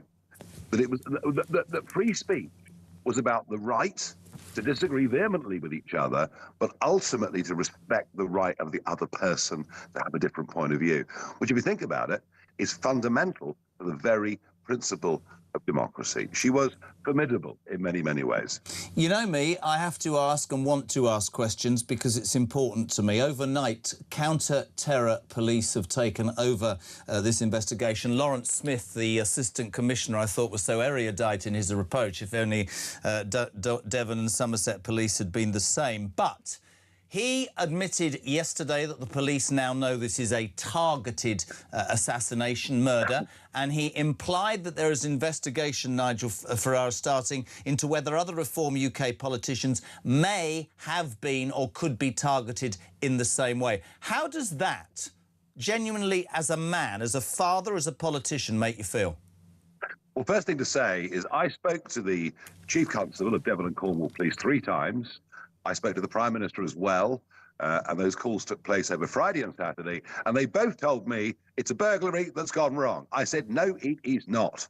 A burglar does not park his car on your drive and walk into the house. A burglar parks in a lay-by down the road or has a getaway driver. And I went to Dartmoor on Saturday and I said, I have no doubt this is a premeditated murder. I received tons of abuse for saying it, but sadly, it's proved that I'm right. It was obvious. What do we know and what are we allowed to say about the man that is being held under arrest? Well, I have it on very good source, that not only was he obsessed with extreme left-wing literature, but that he made regular pronouncements about the people that he hated, and Ann Widdecombe wasn't the only name. So the idea that there are people out there that want to kill us, and see Reform in particular as the enemy, It doesn't surprise me at all. But, you know, the truth of it is, when you have the Prime Minister in his main conference speech telling the country over and over that Nigel Farage is racist, a bigot and a bad person, when you have Ed Davey, who leads the Lib Dems, saying that Nigel Farage and Reform are a bigger threat to our nation than Putin or the Chinese. I mean, can you see what goes on here? There is a narrative, an establishment narrative, that is trying to demonize Reform and its major players. And I'm afraid what that does, it feeds to people who spend their lives online, who perhaps have sad little lives, and they start to believe that all of this is true. So I have to say, I do point the finger at political leaders. I do point the finger at much of mainstream media. They are building up a narrative of total hatred against us. Why? Because we want to bring change to this country, and the status quo is doing everything to protect itself. So look, I'm not in the least surprised about these news stories, that the threats are much wider than Ann Widdecombe. Clearly they are. I will say one thing, that, you know, since 2013, I've had to live with constant security. That's now broadened out to a number of people. And I will be in London tomorrow to meet the Home Office committee that deal with VIP and royal protection, and really helping them to understand what the threats are. Re that meeting, Ravik, again, much written. You'd said I was offered and I didn't consider it adequate. Many journalists have said, well, it would be on the same par as Kemi Badenoch. We read in the paper this morning, Nigel, it's everywhere. 597 death threats in 12 months, 30 this term. Is it going to be enough, or do you find yourself thinking that even the government, I mean, I guess you don't know what they're going to say tomorrow, are you going to have to spend the rest of your life because of what you believe with security around you? So what happened was, I was provided with a big security team, much bigger security team than Kemi Badenoch. Do you know why? Because I go out around the country and walk down high streets. I go and mix in public events. I'm surrounded by hundreds of people. I can't do that with a driver and one officer. I have to have people that go ahead, stuff out the environment. So I need more people because of my constant interaction with huge numbers of the public. And what happened last year was they cut that by 75% to the level that I simply could not have continued to operate the way that I was. And that really is part of the thinking behind the big gift that I got from Christopher Harbourne. But look, here's the money. It's unconditional, but I understand that you're going to need this for the rest of your life, because you can never trust the state to look after you. And, you know, I know that people criticize me and I'm sort of demonized over the money, but I would just say this to you. I've broken no law. I've broken no tax law. I haven't misused a penny of public money. I've claimed zero personal expenses as an MP first 2 years. And if Ann Widdecombe's death doesn't convince my critics that I need to look after myself the rest of my life, then frankly, nothing will. In terms of that, and I get that, in terms of that, do you ever, I started it with this question, I want to ask it again, despite the Christopher Harbourne gift and the furore over that and the pile-on and the fact that you've got to face the Standards Committee if you're re-elected, and then, you know, I've had arguments on this show, it's made up of 6 people, 4 Labour, 1 Tory, 1 Liberal Democrat, they're going to wait 12 months. I've heard all the arguments, I've heard that you should have declared it. That's, to me, a separate issue.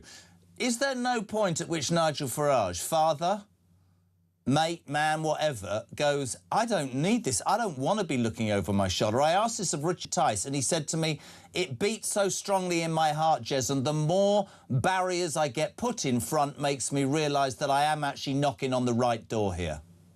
Oh, yes, I would agree with that sentiment from Richard entirely. All I would say is when the Times of London newspaper chose to publish where my daughter lives, then this took on a very different turn. And I have to say, I think my family have been more split over this in the last week than anything I've gone through in 3 decades of politics. And mainstream media now trying to hound your families, then I think the whole thing has gone way, way too far. Do your family want you to walk away, Nigel? I think I've given you a hint. of what's happened over the course of the last week, and things are very difficult indeed. Reform MPs, we hear, are now being given 24-hour security round the clock. Presumably, Reform as a party has to pay for that. Is there an argument that says that central government should be sustaining that expenditure going forward? Yes, we as a party have covered the cost. Media who say, no, this has fallen perfect. I mean, I have my opinion, I'll keep quiet. This has fallen perfectly, and absolutely Reform are going to use this to deflect. Ann Widdecombe was murdered. Murdered. The most high-profile murder in Britain for many, many decades. We'll find out as time goes on she was murdered because she supported the Reform agenda. And if you wish to continue to argue against me, well, I'm sorry, that's the end of the debate. Her murder proves the great danger that I'm in and other senior Reform politicians. And it's about time they put aside their prejudices and realised that if we go on like this, we're going to finish up with nobody of any talent, any ability, or any different thinking coming into politics. And that would be a disaster for our country and a disaster for democracy. And that's why you talked about the establishment, the anti-change rhetoric, the left-wing words. What you're saying is, whether I'm elected as Prime Minister or Reform doesn't win any seats, the fact that we're talking differently to the established parties, to the established rhetoric, has stirred up so many people. Yeah, absolutely. You know, I mean, we have literally had, I didn't used to like this word, but we've had a uniparty in government for many, many years. Yeah. They've all done the same thing. They've cut our defences. They've opened our borders. They've emptied our prisons. They've seen law and order decline on the streets. They've gone for crazy net zero agendas. You know, whether we've had Conservative or Labour government, the results have been the same. The point about Reform is we're arguing Britain is broken and needs fundamental and radical change. And we should be allowed to make that argument and let your viewers and listeners make their minds up whether they want it or not. And we should be able to do that without fearing for our lives. You know the number of texts that I've received during this interview, and so many of them are saying the same thing, which is, you know, I don't have a question for Nigel. I'll always support him. I wanted an opportunity to express my heartfelt condolences for your family. But I have to repeat a question because I've had 25 in the last 5 minutes. How much pressure have your family put on you to walk away, Nigel? It's not been the easiest time. OK, listen. And that's a very diplomatic answer from somebody who normally answers questions straight. And I was going to say, what happened there? Well, yeah, but I do that because at no point in 30 years have I ever involved my family, any members of my family, in anything that I do. I've never had pictures of my kids or grandkids on election literature. I've always thought they deserve to be kept separate from all of this. And, you know, back in 2012, when we had the Leveson inquiry into the relationship between the media and public figures, the one part of it that I really agreed with is that families should be kept out of it. And I'm afraid the Times and Sky News and others have broken that. And that has made me very, very angry indeed. We, as ever, appreciate the honesty. Just before we go, that's obviously all about Ann Widdecombe's horrific murder, and we will follow that story and follow the ups and downs. And I said at the beginning, and I'll say it again, Nigel, I think anybody who enters public life should be able to do so. I think we should be in a society where you can stand full in the face of somebody who disagrees for the rest of your life and then go away and have a glass of beer or a glass of wine or whatever. Yeah. But we haven't got to that because it's become hate-filled. And I have to say, actually, we hear a lot about, you know, the far right and how bad. The activists on the left are frightening in many, many ways. However, to make you smile to finish, World Cup tonight, Nigel Farage. Have you got the Union Jack socks on? No, but I do have a Protestant George waistcoat that I should be wearing tonight in one of the local pubs here. Don't worry about that. I've no doubt that it'll get covered in beer by the end of it, but I should be sporting it and wearing it. I don't know, Jeremy. I mean, I put our chances of winning at about 40%. I'm just underplaying. I'm underplaying expectations. I think that's not a bad thing to do. A lot will depend tonight on refereeing decisions, and it would appear thus far in this World Cup, many referees have been much on the side of Argentina. Let's hope tonight's game is fair and square. I would love us to win. I'm not getting overexcited. And look, we've got two world-class players, haven't we? I mean, you know, Bellingham is clearly one of the great players of this tournament. Kane, a phenomenon. But the one that I'm going to be watching tonight is Morgan.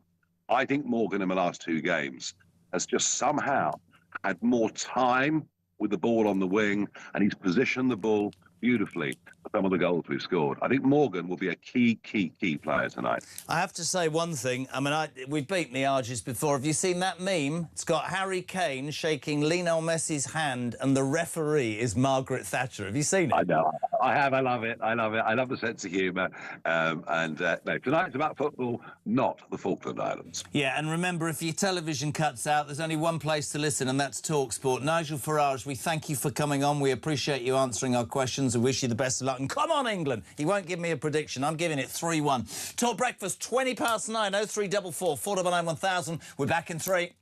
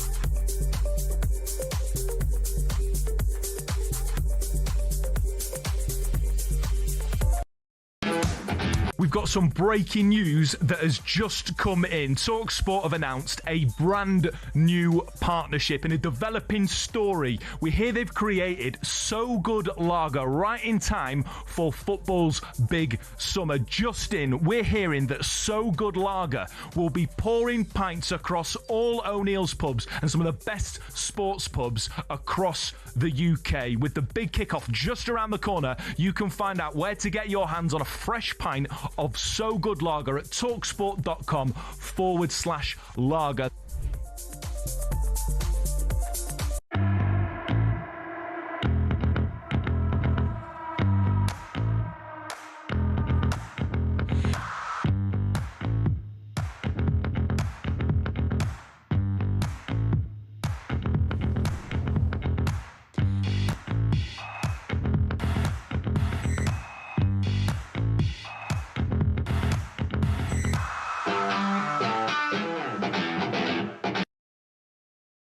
Across the UK, on DAB+, on YouTube, on your mobile, and on your side. This is Talk. Welcome back, 9:22. I'm just looking at live pictures of Keir Starmer's final ever cabinet meeting. There are Union flags all over Downing Street, and Lord Hermer, what a revolting human being. He's just walked in 210 Downing Street. That's the Attorney General, the one that gave away the Chagos Islands, and thinks that British soldiers, men and women who have served in this country in Northern Ireland, should indeed be prosecuted and thrown in jail whilst giving immunity to the IRA. Let's hope you never hold a job in public office. Thank you to Nigel Farage, and thank you for your response. We had Dan Hodges putting his side about this whole debacle. We heard there from Nigel Farage. If you'd like to make a call, 0344 499 1000, your voice note's always welcome. And your text messages. Hello to Leanne. How could Nigel have a bigger security detail than the leader of the opposition? This creates the perception that Nigel is the leader, but Nigel has to declare the donation as per parliamentary rules. However, this should not put his life in danger. Suze, I've met Nigel Farage. The venom that is directed to him is incomprehensible. He is genuinely in politics to save the country, and so many people are willing to spew out the insults they've read online. It's not only baffling, it's moronic. I'm campaigning tomorrow. I'm 6 years younger than Anne, but 6 inches taller, and nothing ever will stop me. Jane says, I don't have a question for Nigel Farage. I just wanted an opportunity to express my heartfelt condolences to him losing one of his top colleagues, Jay in Stockport. Joe says, Dan Hodges was not so chipper this morning because he knows he dropped the ball about accusing Farage of deflecting about the donation. Used to have respect for Dan. I'm afraid it's gone a little bit now. AD, no. Yes, surely. Morning, Jez. Of course, everybody has the right to their own opinions and the beauty of free speech. However, the difference with Dan Hodges is that he has access to a powerful platform to be able to publicise his, unlike the ability of the Joe public to publicise theirs. And, as a previous caller earlier who left a voice note said, opinions like Dan Hodges spread very, very easily. Jez, given what we know about poor Ann Widdecombe's murderer, can you imagine the level of threat Nigel and all future Reform MPs will be under should Reform ever become our next government and him Prime Minister? It's extremely worrying. I'm a retired police officer. Many years ago, I worked in special branch. A great many of today's extreme left groups and individuals within these groups would have fallen under our remit. Instead, I see them campaigning, protesting in our streets, and I see individuals sitting in our parliament and in our council, which is really interesting. And Andy in Cornwall says, it's interesting because it's Starmer's last cabinet meeting. Interestingly, the nasal night has gone on about hate and division for the past 2 years, and it is his left-wing activists who always seem to stoke the embers of hate. Perhaps Starmer could do one decent thing before he's thrown out of office and apologise for the left-wing rhetoric that he has always seemed to use. Let's go north to Sunderland. Joan, you're on Talk Breakfast. Good morning. Hello. How are you? I'm all right, and I've not exactly enjoyed, but listening to two different sides of the debate, and this is what it's all about. We can have our differences, but we can agree to disagree. On the death of Ann Widdecombe, what worries me is there could be another death, and it's the bigger one. It's the death of democracy. I don't like the way Burnham has managed to become Prime Minister of this country. I believe it was done through the back door. That is something that really, really worries me. And I wish the people of this country, the silent, law-abiding majority, would wake up and smell the coffee. And this election at Clacton, this bin face, it is not a joke. Please realise this is not a joke. To me, this is sinister. And after what has happened, that person needs to remove the bin. If he's really serious on standing against Nigel Farage, remove the bin. And furthermore, to all these MPs who are now screaming for protection, just look at yourselves.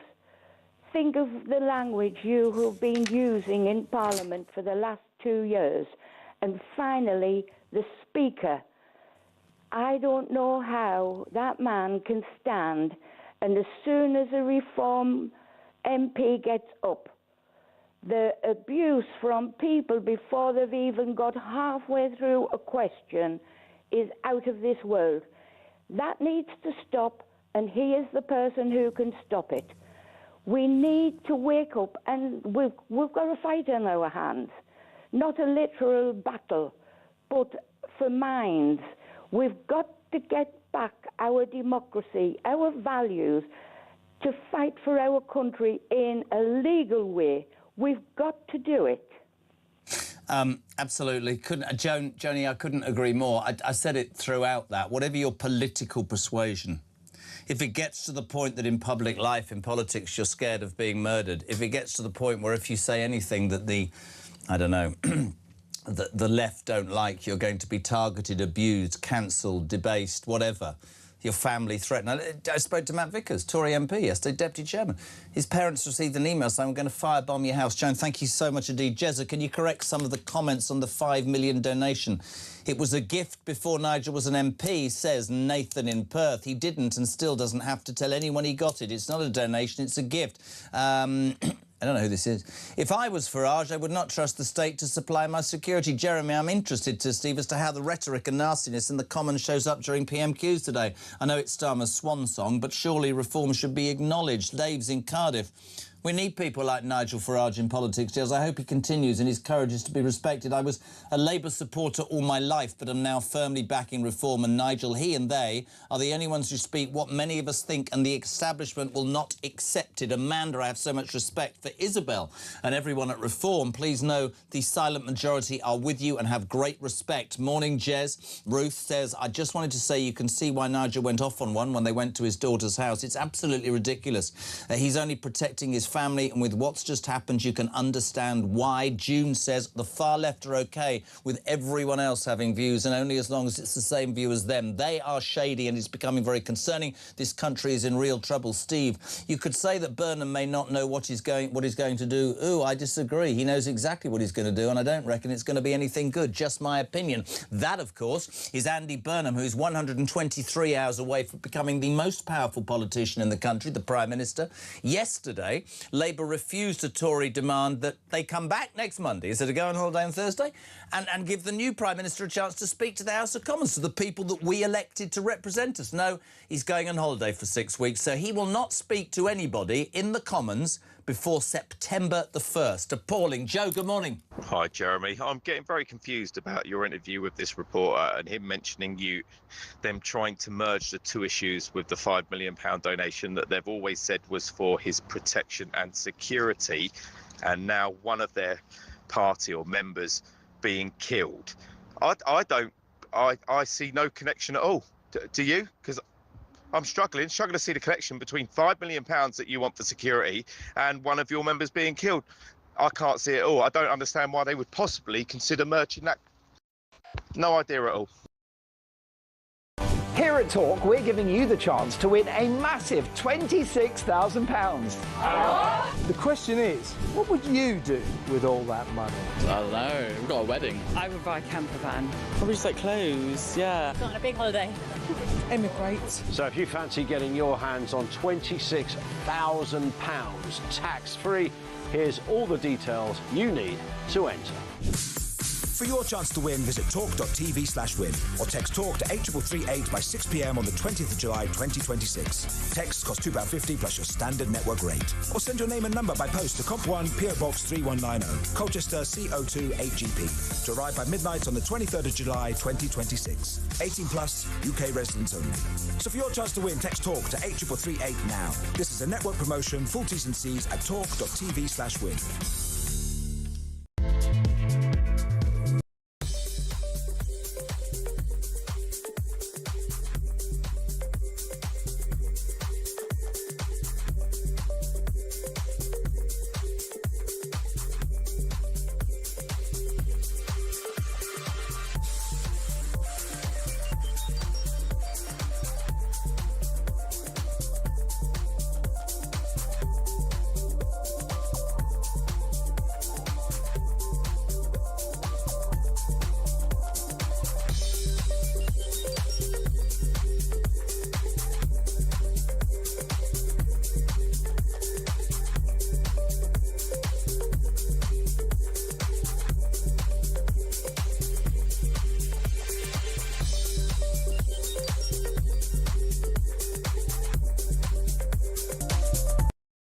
Across the UK, on DAB+, on YouTube, on your mobile, and on your side.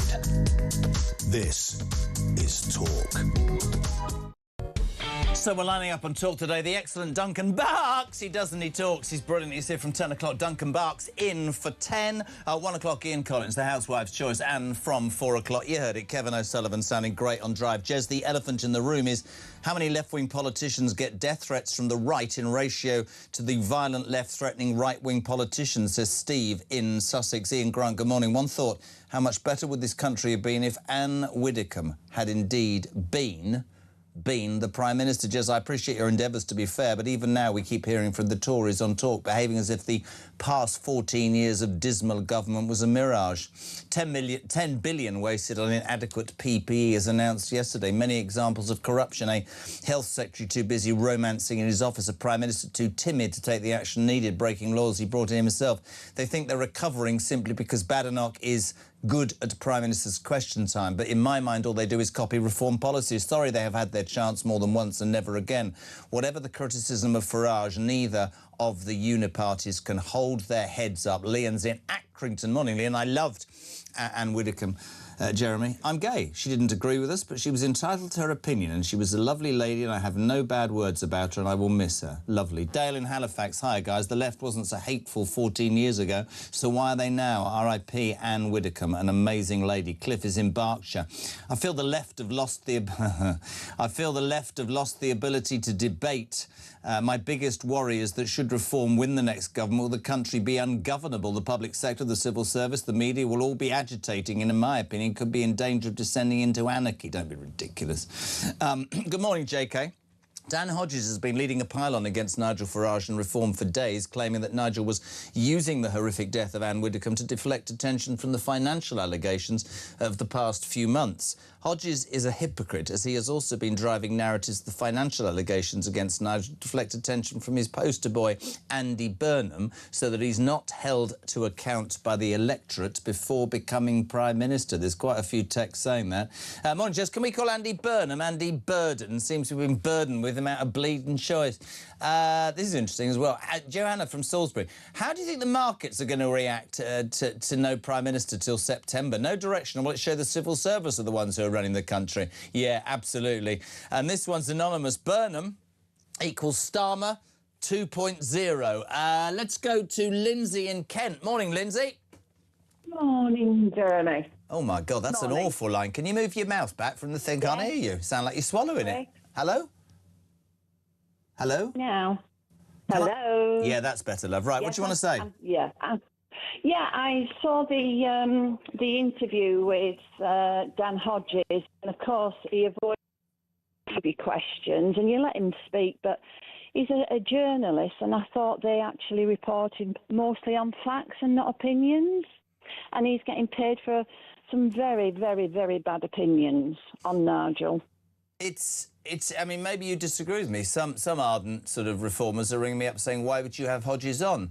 The same as I had Nigel on to answer, who did answer. And that for me, right, is really important. Are you a Nigel Farage supporter, Lindsay? I am. I used to be Conservative, but now they've joined the Union Party with Labour. I've been Reform since probably 2.5 years now.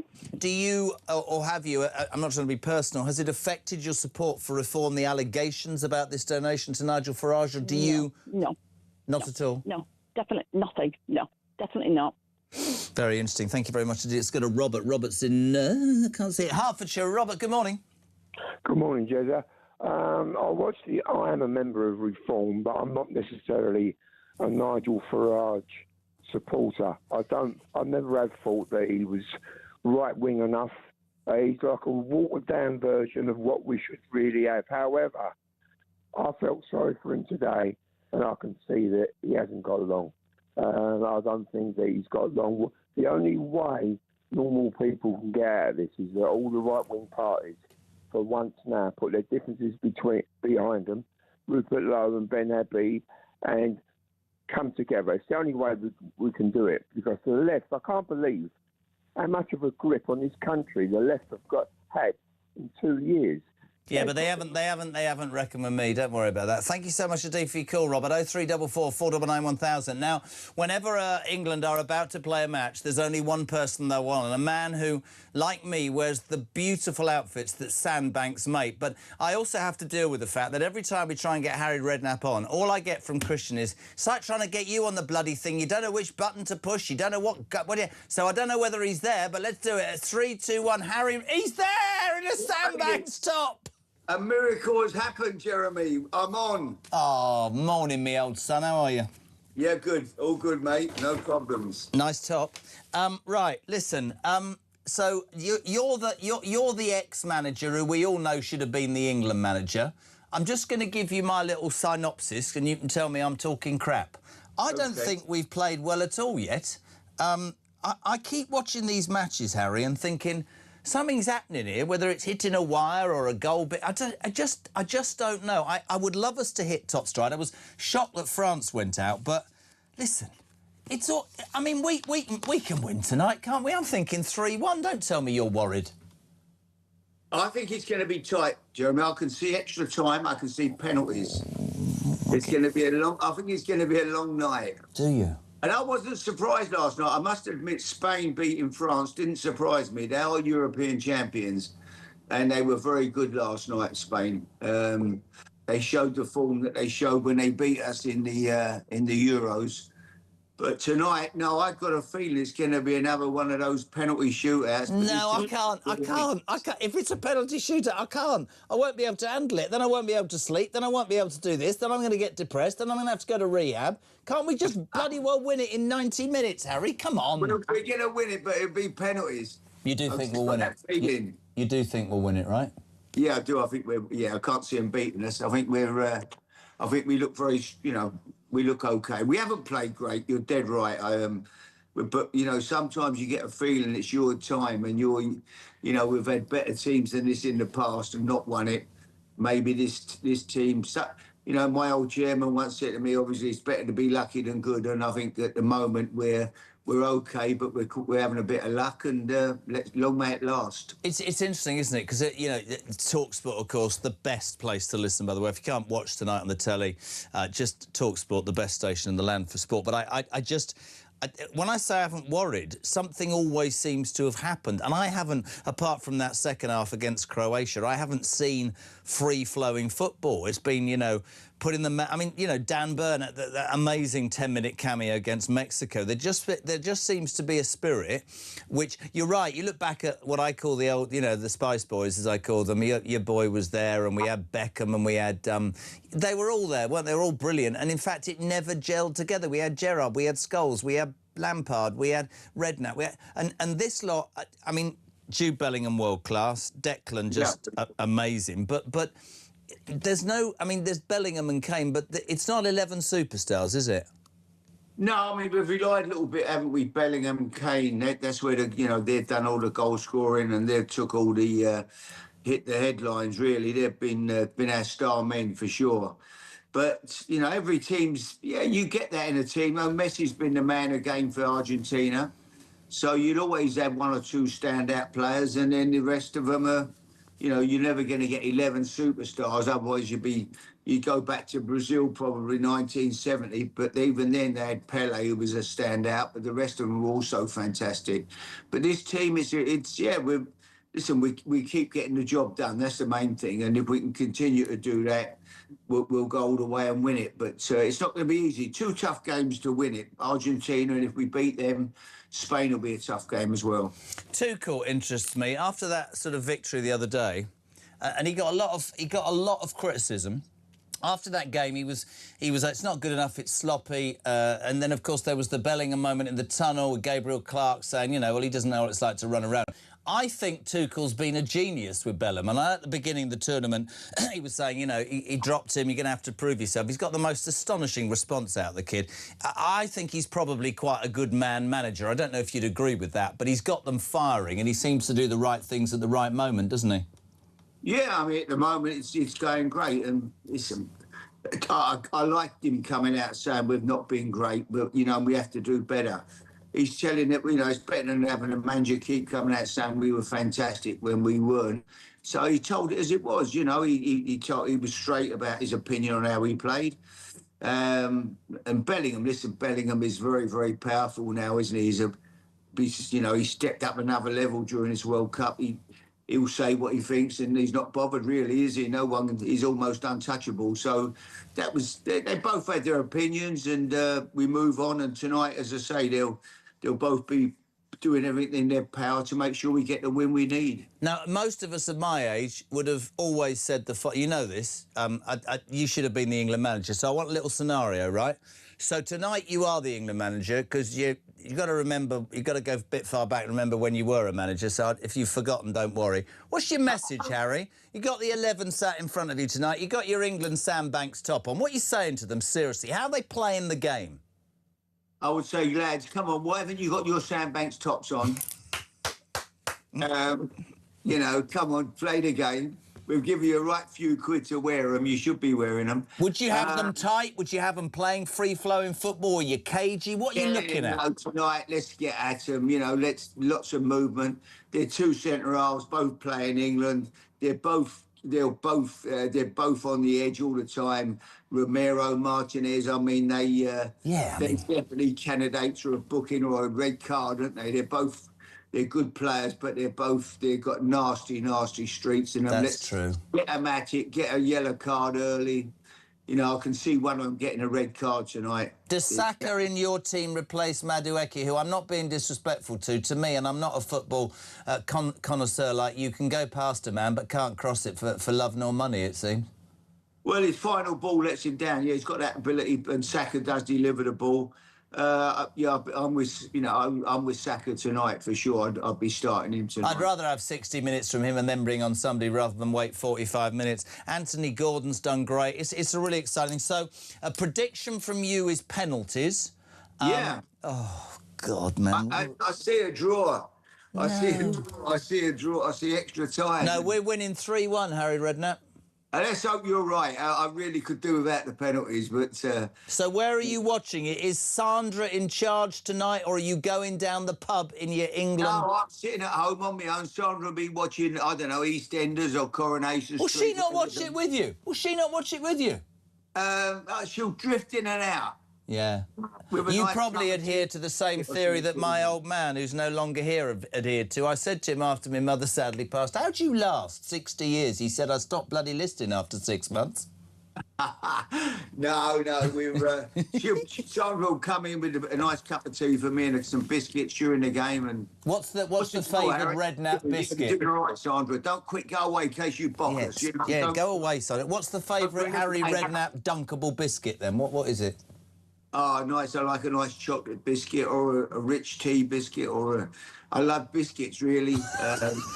Nice cup of tea and a big plate of biscuits. I'm happy, Jeremy, you know. Good man. Well, listen, we love having you on. We're going to go through the same. I'll be sat on a sofa with young Henry. He'll be probably FaceTiming women whilst eating a curry and drinking a beer, going, England are rubbish, because that's what 17-year-olds do. But listen, we all hope, and we love having you on. And, yeah, I think we should start a campaign. The England team should wear Sam Banks shirts. Harry Redknapp, you're a legend. Enjoy tonight. Enjoy your biscuits. Trevor, good morning. Good morning, Jeremy. Really looking forward to tonight's game. Just a quick question.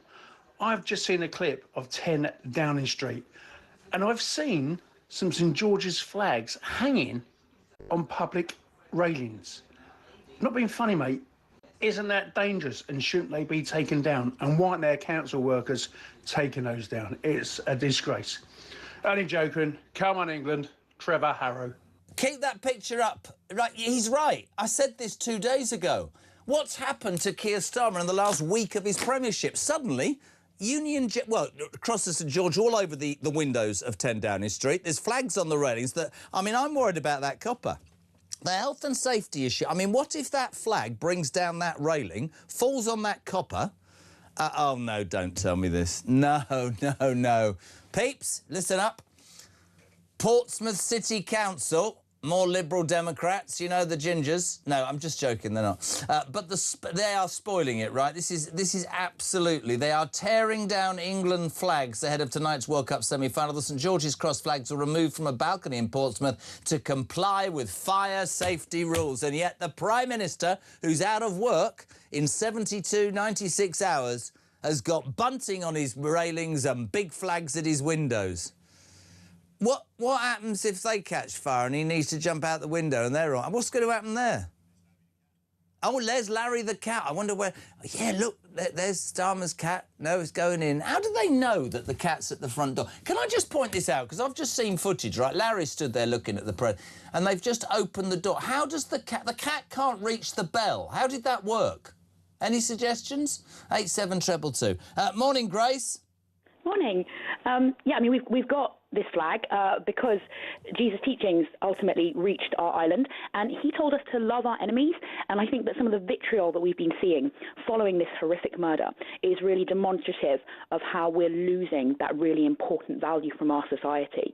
The idea that actually a good thing to do, although it's really difficult, is to aim to have humanity and respect even for people we disagree with. That's just kind of being eroded, and I worry about the direction we're heading in. I couldn't agree more, and I have to say something that I said repeatedly this week. All I ever hear about from the mainstream media, OK, is far-right this and far-right that and far-right this and far-right that. I would respectfully suggest that the activists on the left are not #kind, #generous, #have a chat and be woke. I think they're some of the most disgusting vitriol I've ever read. And I, like you, I don't care if I disagree to the rest of my life with somebody. If we cannot as a society have those conversations and do it correctly, then what sort of bloody trouble are we in? And Ann Widdecombe, her tragic death, if that doesn't wake people up to the mess this country is in, then I don't know what happens next. We appreciate your call. Let's go to Millie. I can't even see that. I need my glasses. Millie in Surrey. What? It's not. It's Barry in Yorkshire. I'm joking. Millie, good morning. Hi, Jeremy. First of all, come on, lads. You can do it tonight. Right, I'm going to do something I've never done. Millie, I can do something I've never done before. Right? OK, I've never done this on television. There you are. I actually do need glasses, but I'm never wearing them on the show. But now I can see it's Millie in Surrey, then they're coming off. Right, go on, crack on. Right, first of all, come on, lads. You can do it. What's your prediction for tonight? Oh, don't. I can hardly bear to watch England anymore. It's just so traumatic. Are you watching with your husband, your partner, your boyfriend, or are you alone? Will you be having a food? No, I'm going to be alone this evening because my husband's out of the country, but he is a great England fan. He's German, but he will have his England shirt on. He's German. He's German, yes. Now, did he support Germany in the World Cup, or did he support you? I mean, England. Well, it depends who we're playing. See? We've got a... Oh, who's that bloke? Oh, it's Larry... Oh, girl, I don't want him on screen. Look at that grey-haired bloke. Bye. Right, OK, so he supported... Oh, I see. So he supported Germany until they were knocked out, and now he's become an adopted Englishman like Tuchel, yeah? Oh, he's always been. He's a great Anglophile, loves this country, more British than a lot of the British are currently. Did he come in legally, or did he come in on a boat? No, very legal. Sweetheart, what did you want to say? Right, so I'm calling about Dan Hodges, actually, which I'm sure a lot of people are. It was the interview this morning, which, not only is that man not satisfied with character assassinations of Farage and stirring it up against the leadership team, this morning, he extended that to Reform supporters, which is disgraceful. Now, somebody calls up, not a fan of Farage, but he was criticising Hodges, thinking that he can ascribe motives to people's actions. What a mind reader.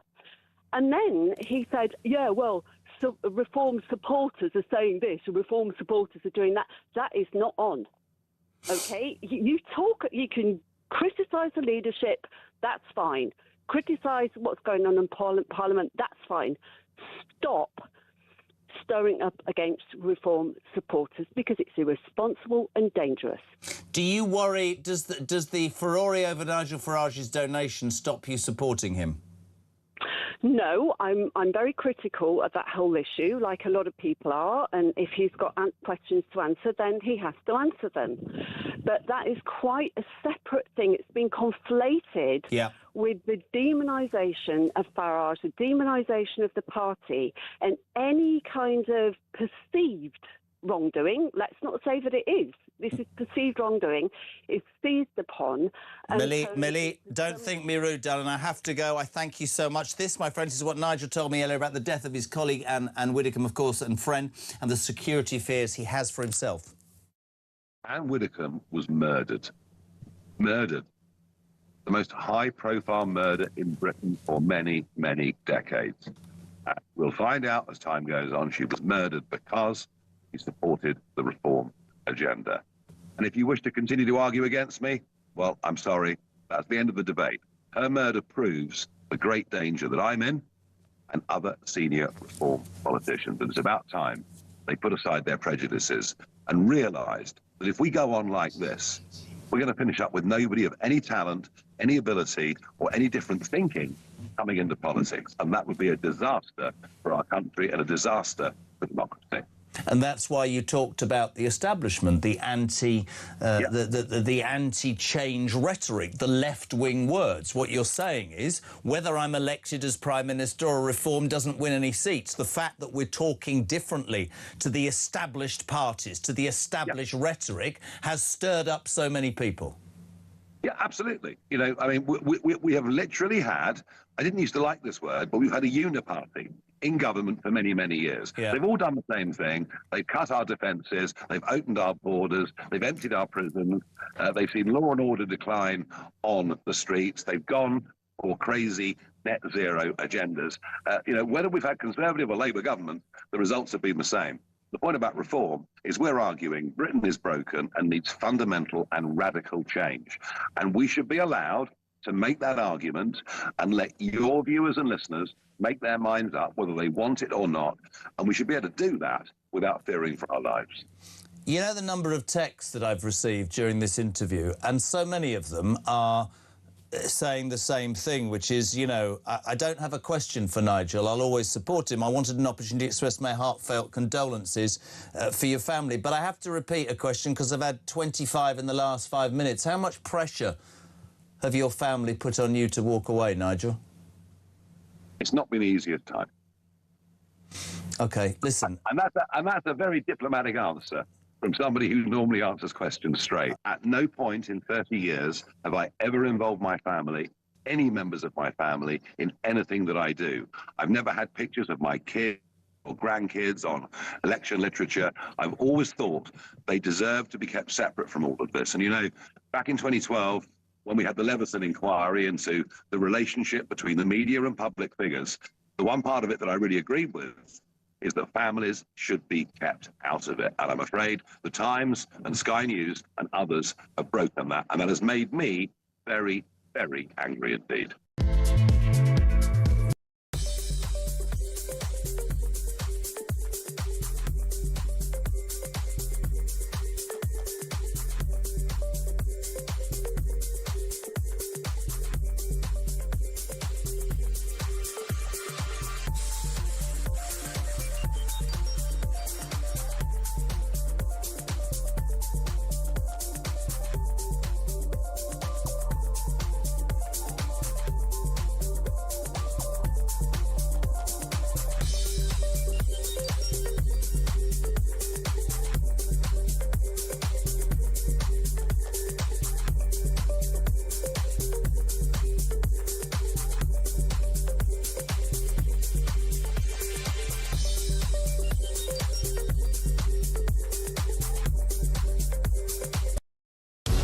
I've thought about it hard, and I've decided today I will resign as a Member of Parliament for Clacton-on-Sea, thereby forcing a by-election. Count Vinface apparently is now 5-1. Brilliant. You know, so look, I mean, you know, if I were being flippant, I'd say Count Vinface's campaign is now well and truly up and running, and Reform are struggling to put a lid on it. Let me be absolutely clear. I have done nothing wrong. I have not broken the law.